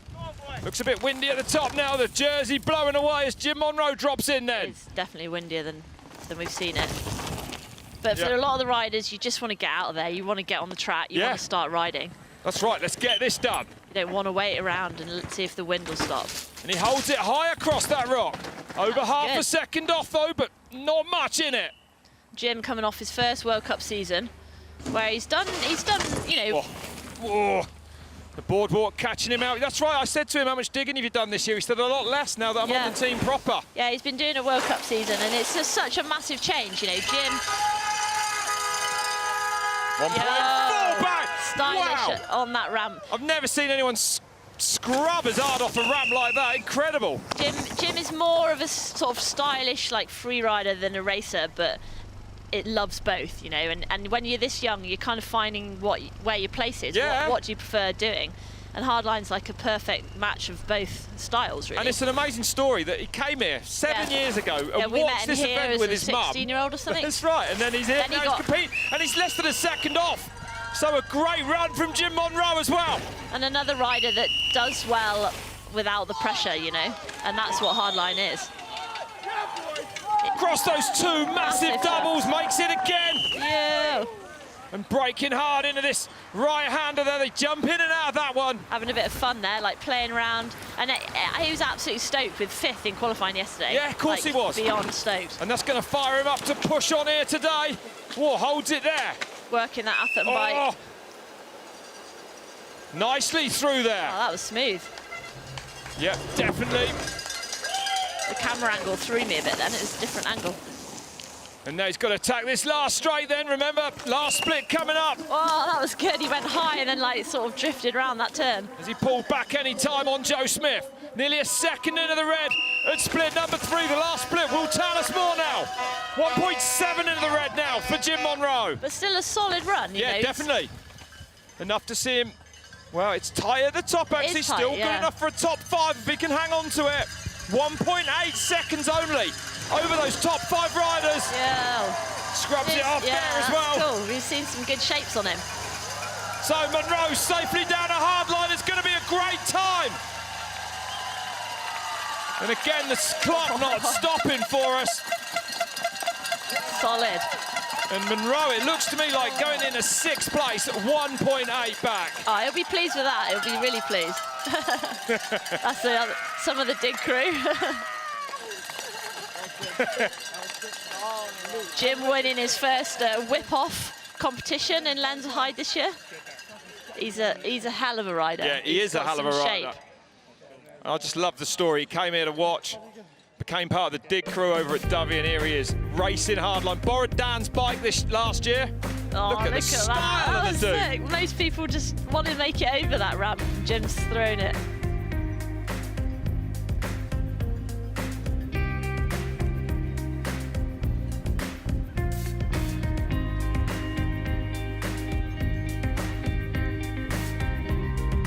That was actually a really good line. You need to hop. You stop yourself hooking up in those rocks. They're like hopping their bike over them, just missing them completely. Continental tyres loving these conditions. Yeah, a good run it was from Jim Monro in a 6th place. And there we go to his teammate, another Continental Atherton rider, Charlie Hatton, who has had, I'm going to say, his best ever World Cup season. Would that be right? Yeah, it is. It's been Charlie's best World Cup season to date, and you know he's been riding so well this year, and he's come here to Hardline, and it's so different from a World Cup because you know normally at the top you've got your turbo trainer set up, you've got your mechanic, you've got your music, and here there's no tent, there's nothing, just you and some boys, and that's so different. And Charlie Hatton not hanging about then, dropping in straight away. Formerly from the Forest of Dean, now lives in Shrewsbury. Oh, he goes down! Caught out on that first right-hander. Oh, and he will be gutted. Oh. After his 4th place qualifying. Oh, he's going to have a look at it. Yeah, he's okay. Oh, give him a rerun. Oh, that's so devastating. That berm's just blown out. Yeah, that hole, you can see it, every rider getting worse and worse. It's fucked. Apologies for the language. Just takes you straight over the top. But, yeah, and the more you saw every rider like kicking that hole a bit deeper. Yeah, you said it earlier that it might cause some problems. And now Charlie's front wheel's gone over the front. Yeah. That'll lead every rider over it now. So really, I mean, yeah, do a bit of work to it. Bernard down to have a look at it. Because otherwise they're pretty much, well, now they know about it, you could pull out it, early of it or something, yeah. Or get inside it. But we don't want to see the next 5 riders crash there. Oh, well, they won't now, will they? That's for sure. But it's a shame. We're into the last 4 riders, and Charlie Hatton has just pushed a bit hard in this right-hander. The front's gone out the top of the berm, and boom. Yeah, you can see that dark patch was getting like looser and looser with every rider. Oh, he'll be absolutely gutted. A 3rd here in 2018. A man who was definitely capable of taking the win today, Charlie Hatton. Yeah, he's had some amazing results this year. A 7th in Lenzerheide, 7th in Val di Sole. I mean, and they're big tracks as well. That's like right. they're hard, they're technical, they're rough. And a lot of these riders are carrying little injuries, you know, from practice or from like the World Cup season. It's been the end of a long They've season. all got something like, oh yeah, I've done this, I've done that, I can't hold on, this has happened. I don't know the state of Bernard's hand. I mean, that big crash. So Bernard Kerr, if you just joined us, was the first over the 90-foot, one of the 90-foot doubles. He went about 100 or more feet, had a massive crash on Friday night. And, you know, Thursday night, actually, and Friday, he didn't ride all day, didn't do one run. Then yesterday, I was like, how are you? He said, I think I've broke my scaphoid. I think I broke my finger. His hand's all swollen up, but he held his finger on. Looks bad. But what does a scaphoid really do, you know? Don't know. They can be troublesome if you don't get them put right. I broke mine. But he's riding, isn't he? Yeah. He's going to ride, and he's going to try and win it. Oh, it's definitely getting a bit windier. Yeah. Well, these last few riders will be keen to get down now. Before it starts getting worse. The windsock is up a little bit. It's not a cross at the moment, it's head on, which is definitely better than a crosswind as it comes up the valley. Yeah, but, tailwind or headwind. But that first corner, that's kind of like, that's the interesting thing about racing. As the track, you know, as the race goes on, the track gets worse. And like those last riders are dealing with a track that is more blown out, and being a good racer is about reacting to what you see or what you're riding at the time, you know. Well, that's right. You're not expecting that hole, but it's there, and you've got to get around it. Well, I mean, especially for the women at the World Cup racing, because your practice finishes earlier in the day than the men, so you have a bigger gap between your last practice and your World Cup race. Yeah, and then and we're at World Cups, we practice in the morning and it's damp and it's kind of wet, and then you're racing midday and it's super hot and dry. But things like that where you unexpectedly go down, Charlie will be really good. He will, after the season he's had. Yeah, and after hitting all these things and like something like that takes you out, it's just frustrating. But great to see the team doing so well this year. Andreas Kolb was here earlier in the week. Yeah, Andreas, who's just had 5 elite podiums pretty much in a row. Like, he's had the best years along with Charlie. And it's interesting because Andreas he hit everything apart from those 2 big doubles. And, you know, for a World Cup racer, like, you don't have to do hardline. You do it if you want. And he decided to I could opt see out. him up there torturing himself. Yeah. Because he really wanted to do it. And of course, we all know he's capable of doing it. But I nearly said to him, you were second at the last World Cup. Yeah, he was second at the last World Cup. You don't need to. And you want to come into an off-season strong. You want to have a good set, like, training. And you want to...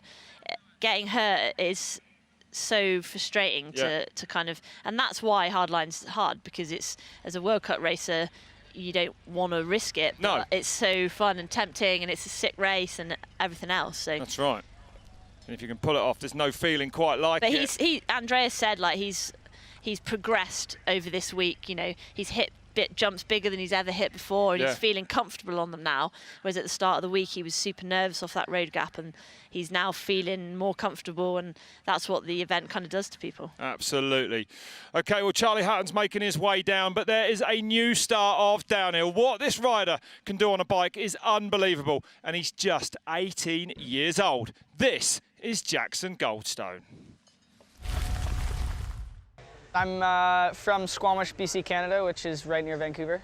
I started just racing BMX on a little like strider bike, and it's progressed to downhill.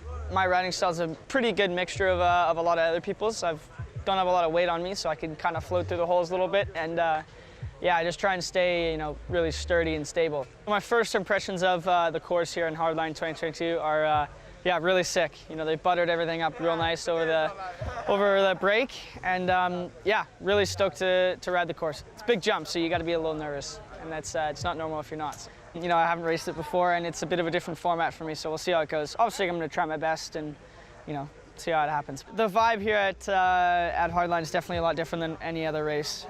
We have a lot of fun here, so it's definitely a really good environment. And I'm very excited to see what this man can do. The junior overall World Cup winner, a world champion in the junior category last year. Didn't work out for him this season, actually. This year, crashing at the top.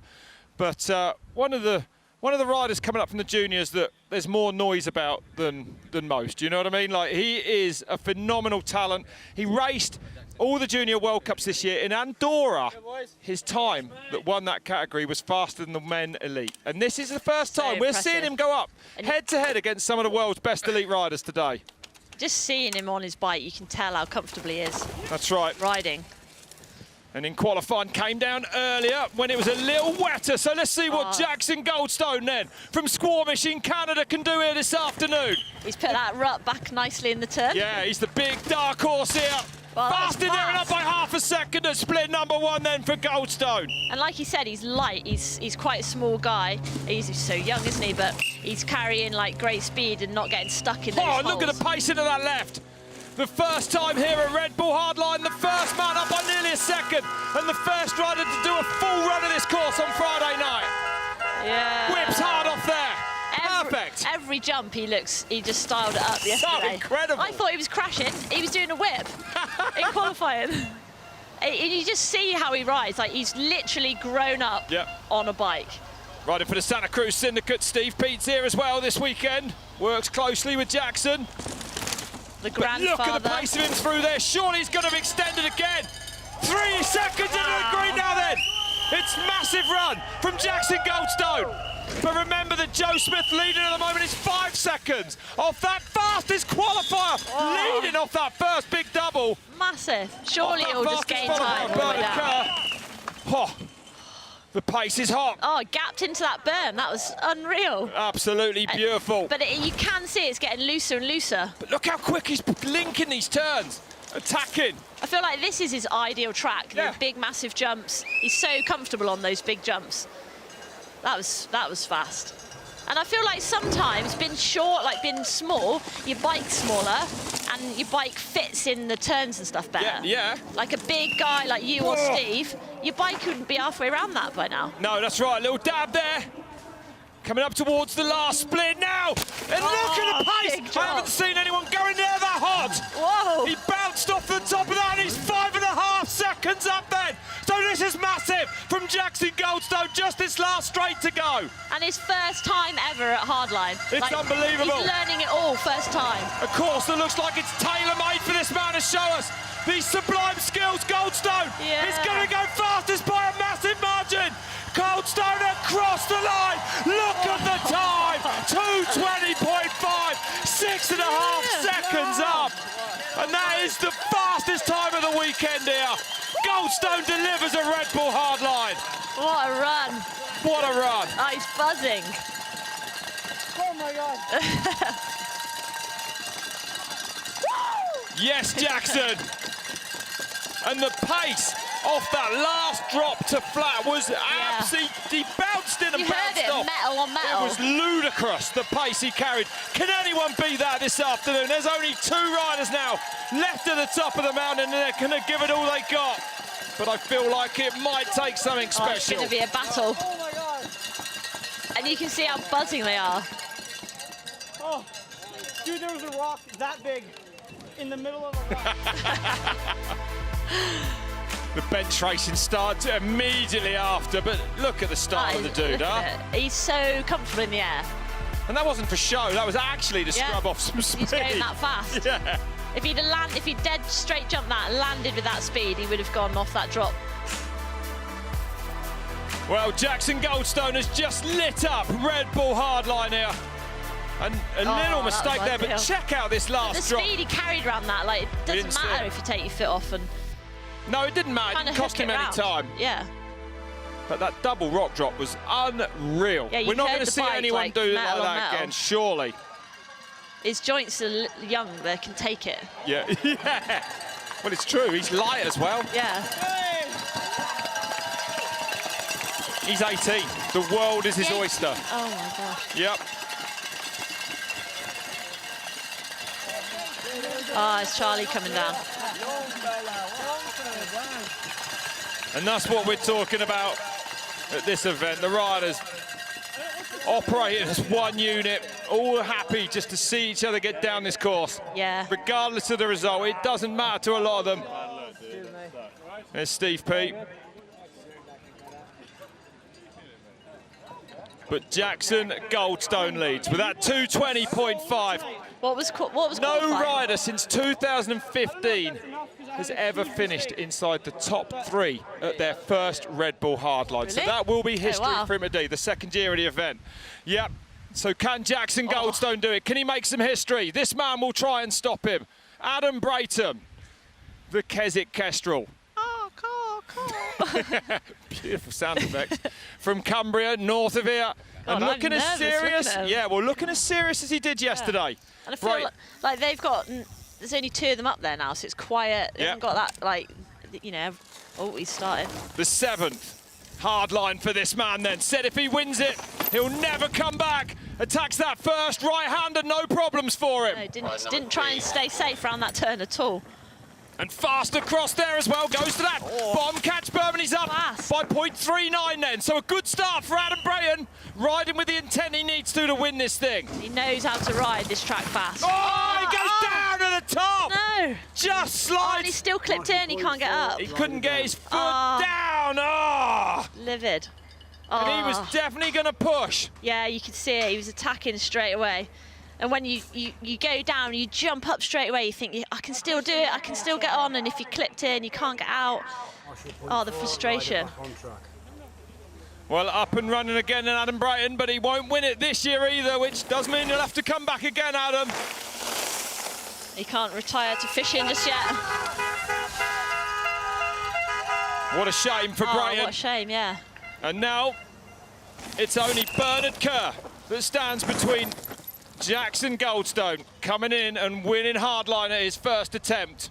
Oh. It is like that first wood section is what's caught pretty much every rider out so far, like that have had a mistake. Yeah, it's so tech in there. It's just damp, isn't it, and technical, and their minds are probably already on the big features further down. That's the landing that Dan Atherton crashed on in testing. Still absolutely sending these jumps. Flying like a Keswick Kestrel across there. But great to see Brayton coming back again for more. Some big hits along the way, a hard line for him. So some success as well. He just like threw onto the front, onto his bars and kind of loaded up. 3 times, finished in the top 5. And it's hard to get your mind back into it, you know, to ride fast after a crash. Different feeling. And you can't really ride it slow either. Like no, not this one. You can't roll down a track like this big and just take it easy. No. So you've kind of, it must be a weird mindset to be in.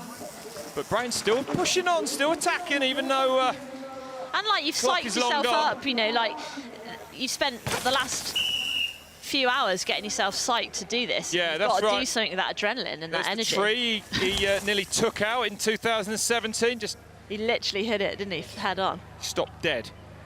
Straight back to his feet though. He's a unit as well, isn't he? Trains super hard. Yeah, he does. One of the fittest, strongest riders. Spends a lot of time actually training with Danny Hart. Yes, Adam, a 1-under over the finish line. I think Danny Hart's here today watching, isn't he? Is he? Yeah. Yeah, that's great. No, he was going to ride actually, pulled out in the last week. But good job. I always find it. Pushed too hard. Me, you were fucking trucking on into there. Yeah, just that fine line between pushing and staying safe. That was the first corner. The first corner was all right. It was the second that caught Adam out, unfortunately. Here it is. Look at the rock, it's green. That just tells you how wet and damp it is in there. Yeah, and he just didn't clip out, get a foot down, and down he went. And he's trying to get up quick to get on with his run and salvage it, but he couldn't get his foot out. And he turned his GoPro off, he's had enough. But he can be happy, a good qualifier, a great time in that qualifying run, showing he can still run with the best in the world at hardline here. Yeah, impressive. Oh, look at that. Yeah, you can bench caught press. out. Definitely. Well, 1 to go then at Red Bull Hardline. 1 rider stays at the top. Yeah. Did a fist bump.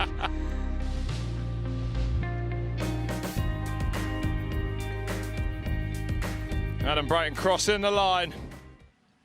And there's 1 rider then. Okay, now it's time for the triple Red Bull Hardline champion, the history maker, the one and only Bernard Kerr.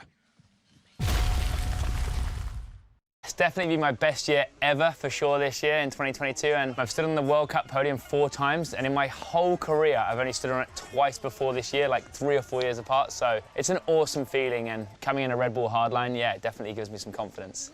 In 2021, I think I left time on the track right near the start, had a huge crash on the Friday practice and missed the rest of it on that first rock slab into the woods, so I know I was a bit nervous there and a bit slow, and then after the final big road gap, I landed a bit deep, blew my left foot out, and I was trying to clip it in for like the whole next like maybe 10, 15 seconds of track, so between those 2 sections, hopefully we can tighten them up this year and really pull some time. A lot of people have talked to me about Red Bull Hardline this year. I've got a lot of pressure on me. I've won it 3 times. I've podiumed it every time I've been here, so a lot of it is like confidence, you know, like I feel pretty confident and comfy on the big jumps and drops, so I get to practice the other sections when a lot of riders don't. So I think that's where most of my advantage comes at Red Bull Hardline. So yeah, confidence breeds confidence, and pretty stoked for this week. And you'll need every bit of that confidence today after crashing, after flying 100 feet through the air. One of his hands is damaged today, but it didn't slow him down in yesterday's qualifier. Missed all day's practice on Friday. Can Bernard Kerr deliver a 4th Red Bull Hardline win? Or will it be Jackson Goldstone's first? On track then. And he will attack from the top, this man today. See what this first turn does. Nicely through there for Kerr. Coming in off the back of his best ever World Cup season. Yeah, well, 4 times he's been on the podium this year. Oh, and he goes down hard, and he was up, and he's gone down. No way. Kerr down at the top. He had a big crash there last year as well. Oh, just hooked up in that hole. Okay, and he's okay, thankfully, and going to carry on. But he won't be making it win number 4. Oh, gutted. Oh, he'll be gutted. He will be gutted. That section has caught out so many riders today. Half of them, really. Oh, and he also landed in the mud. He's absolutely soaked and covered. Oh, no. Hopefully his hands, his gloves aren't wet, because he's still got to make it down the track. Well, a shame. Oh, a kind of lap of honour then for Bernard Kerr. Yeah. The fastest qualifier. You've got to feel for him. But you know, Rach, these riders, you've got no choice. If you're here to win it, then you've got to push out. You've got to. And like he said himself, you know, he went hard yesterday in qualifying just to see where he was and whether he could even be in touch. And he won. So he's thinking, well, I can do it again. But quite something to see the last 2, the fastest 2 qualifiers, both crash right at the start of the run. I think Bernard's crash in practice, you know, I feel like the others thought it's maybe opened it up for them a bit. Yeah. Because Bernard's so good at hardline, and then he's had that crash, so maybe they're thinking he's not as confident now. Yeah. So everyone's pushing for the win. Well, we're watching Bernard Kerr come down to the line, going around these big features. Yeah, and he's landed properly in the mud there. And there's no, and we saw some of the riders. If you're not sure if the crash has damaged your bike, you send those big jumps, and you don't know what's going to happen. No. So. No. Oh, really gutted. Yeah, shame to see the last man down the mountain coming down like this. He's okay, and he's had a big week here. He can look back on with absolute pride again. Just riding, just lining up to race after that crash. He's got a big cut on his shoulder. He's beaten up, isn't he? He's broke his finger. And it's Red Bull Hardline. Like you can't really get down without going for it. And this year cemented himself not just as a superstar of Red Bull Hardline, but proving that he is one of the best downhill World Cup racers on the planet. 5th overall in that series. Took an amazing 2nd place in snowshoe. Amory Peer on the last man down, coming and beating him, actually. Bernard almost taking that first World Cup win. Yeah, he's had an amazing year, and rather end like this than been injured. Yeah, well, that's right, exactly. Yeah, he should all be good. Proud. He's had a mint year. And of course, see Jackson Goldstone's name popping up there. We'll wait for Bernard to cross the line. Yeah, you can't celebrate, really, can you, until the last one's across? Not an event like this, no. But definitely some history has been made here this afternoon. 18, he said. Wow. 18 years old. Wow. He'll be the youngest to ever win it, wouldn't he? Yeah. So Kerr on Bernard sends the big last double. Oh, I hope he doesn't crash now. No. Oh, fair play to him. He's made it down safely, but the celebrations have started for Jackson Goldstone, who is the first rider since the inaugural event to turn up at Red Bull Hardline and win it in the first attempt, the youngest winner ever, 18 years old. Jackson Goldstone 2:22, Red Bull Hardline champion. What a run. Absolutely unbelievable. I thought he might get it, you know. Yeah, he did. He came down early in Brayton qualifying yesterday. The track was still greasy, and he looked like he just had looked so perfect, much more. didn't he? Yeah, he looked so comfortable all weekend. Jackson Goldstone's done it. There's chaos, bit stiff after he's had his big crash in practice. What a way for this man to end the season. Covered in beer.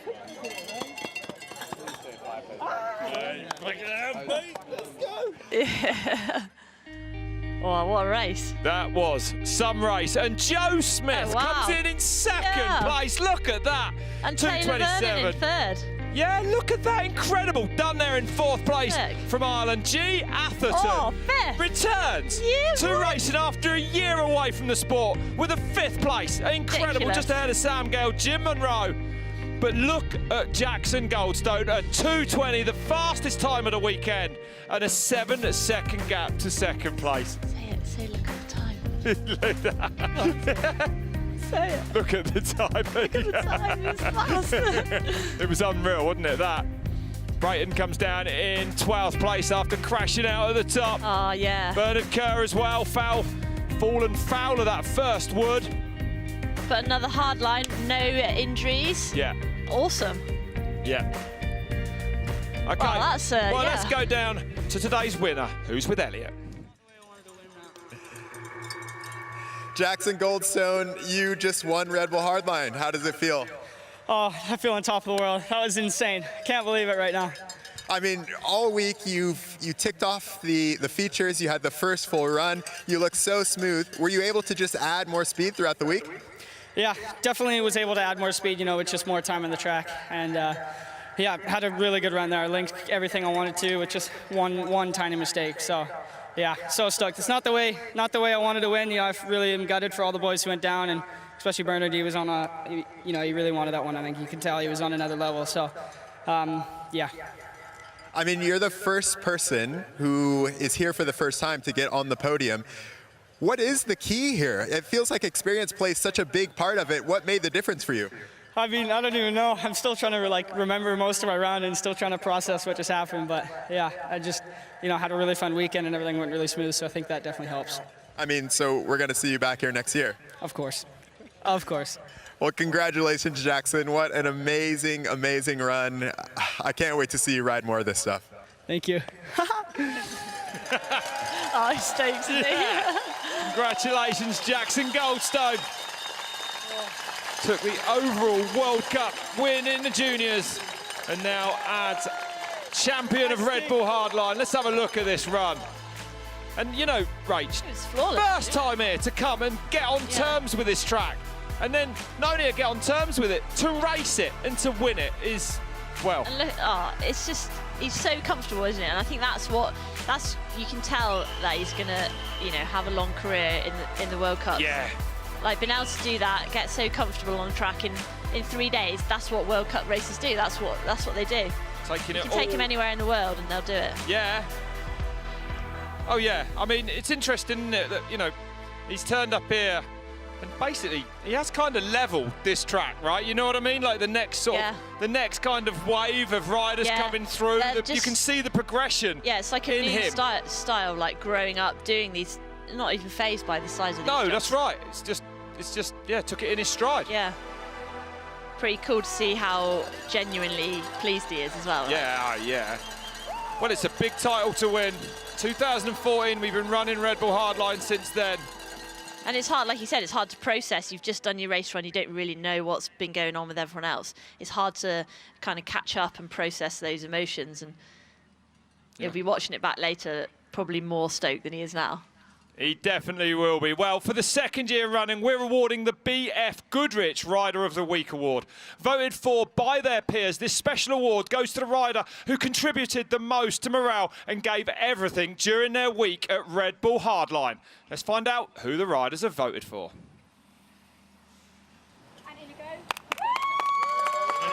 And it's Jess Blewett. An incredible athlete. Great to see her here riding this week, Rachel. Breaking her collarbone actually on that step up, but yeah, on the metal ramp. Jess Blewett being here this week. Well, Jess has been unreal all week. You know, she's hit these jumps. She's ticked off like over half of them probably. Yeah. She's really stepped it up, and when everyone, you know, was saying like Jess is going to ride, and the guys couldn't believe it. They literally couldn't believe that she was going to do it, and you know, she had a little crash on the step up, but she didn't case it. She just went over the bars. You know, she's really, really impressed everyone. I couldn't believe it when I came over to film with you a couple of, 2 or 3 months ago. Yeah. In Dovey, and to see her in the chain, with all the. Like you said about Jackson, she's like kind of that new wave of riders that are just so comfortable on these big jumps, and you know, living out there and in sort of growing up around the Queenstown and stuff. It's you can see it, like they're just so comfortable, and they absolutely. She's made history really at this event. Yeah, absolutely lives it. But a great Red Bull Hardline. All the riders down safely today. We're just waiting for the podium now. Joe Smith had an amazing ride in second place. Let's have a look then at this podium. We're going to go down to it now. And here they are, top 3 riders. Everyone throwing our horns in the background. Joe Smith, Taylor Vernon there, Jackson Goldstone, but a brilliant 3rd place then for Taylor Vernon. That was an amazing ride for Taylor. Yeah, that's right. He'll be stoked because he's done pretty much every hardline, I think. And nice to see 2 Welshmen on the podium in 2nd and 3rd, right? Yeah. All the way from Bridgend down the south. Yeah, the 2 ends of Wales. That's right. With a Canadian in between. Yeah. Well done, Joe Smith. 2nd place for him today. He's come close in the past. He came close today as well, Joe Smith. Incredible to see that man take a fine 2nd place here.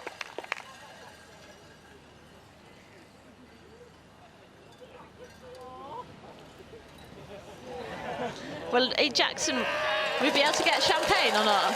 Yeah, he's 18. We're in the UK. But it is Jackson Goldstone, who is your 2022 Red Bull Hardline champion. A phenomenal run, taking the win by 6.5 seconds, a massive margin. Ah, good lad. I'll be used to that from the World Cups, isn't he? Oh yeah, definitely. Yeah. He's bombed it. He's got the champagne hole shot. That's been the theme this year, isn't it? Like smashing it. And it's in the eyes, it's agony. Oh no, yeah. There's nothing worse than champagne in your eyes. Joe's a bit slow there with a corking. I'll just take it home and have it tonight for dinner.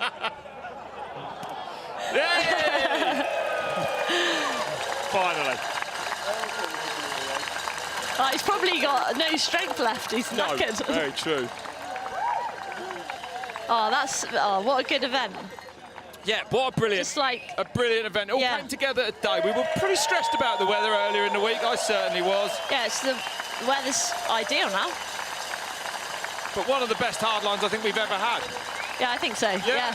Best course, biggest jumps. Not really any injuries. No, that's right. And again, you know, I want to reiterate, just like we've put these bigger features in this year, but the sport, the riders, the equipment, they're kind of keeping up with it. No, progressing at such a rate. What's next? Well, I mean, that is the talk. Like, what is next for hardline? That's right. Yeah, and what about your brother G today? We must mention him today. I mean, we haven't talked about his injuries, but, you know, amazing to me that he's ever got back on a bike, let alone return to hardline. Yeah, you don't want to like focus on those injuries too much, but I mean, he had a massive crash, and it's just over a year today, really, that he's and he's back here at the race, and it's hard, isn't it? Because you don't want to kind of encourage people to come back too soon from injuries, but there's no stopping G. Yeah, I mean, he's just really impressive, and I think he's absolutely mad, but it just goes to show kind of how addictive the sport is, you know. Absolutely, yeah. These riders keep coming he said back. It himself, you know, it gives you, when people are injured, it gives you that passion, like, to push yourself and to get strong again. Yeah, that's right. And as you say, you know, that's why we love it. That's what keeps bringing them back. And again, we've seen some unreal action here at Red Bull Hardline. One of the best, I think, this year. Let's have a look at what we've seen so far this week then. It's been just insane. Oh, OK, I thought we were going to throw to some action then. But, yeah, I mean, you know, G there, 5th place for him. Ronan Dunne, 6.7 off in the end. Another youngster, though, just 19 years old. Yeah, he's had an amazing year, isn't he? And like, he's another rider like Jackson where you can feel like the energy coming off them when they're riding. You can feel how excited they are, and just watching them practice and stuff, it made me want to ride, you know, and that's cool to have youngsters around like that are so comfortable hitting these big stuff. Yeah. The future is exciting, really. Yeah, I mean, there's definitely, to me, I think we're going to see more and more. Perhaps it's like it leads, doesn't it, Red Bull Hardline? It influences all the other races around the globe. And to see these riders really getting on terms with it, maybe it's time to turn it up everywhere. Yeah, I think so, yeah. Yeah, people love it and the crowd loves it. It's a good show, you know, for everyone watching. And it's ideal. Absolutely. Well, let's have a look then at those final results one more time. Jackson Goldstone taking the win, taking the trophy back to Big Squamish. margin as well. That's massive. Yeah. Yeah, absolutely. Of course, you know, Brayton, Bernard Kerr, crashes. Both crashing. But Joe Smith, amazing for him to finish in 2nd place, ahead of Taylor Vernon with 3rd. But what an event we have had. Yeah, been incredible, hasn't it, Rach? Yeah, and Bernard's won it a few times, hasn't he? So I think he'll be all right to come back next year and he's going to be hungry. Yeah. Jackson Goldstone's going to be here as well. Well, congratulations again to this year's Red Bull Hardline champion. Well, we've been treated to an incredible weekend's racing, which has proved hands down why this competition deserves its reputation as the most progressive downhill race anywhere in the world. And Rachel, of course, it's been such a pleasure to have you alongside me back in commentary. Been awesome. Thank you very much. It's been an absolute pleasure. Your knowledge, your passion for racing shines through. Amazing. And we just want to thank you at home from the whole Red Bull Hardline team here in Wales. Thanks very much for joining us, and we will see you next year. Goodbye for now.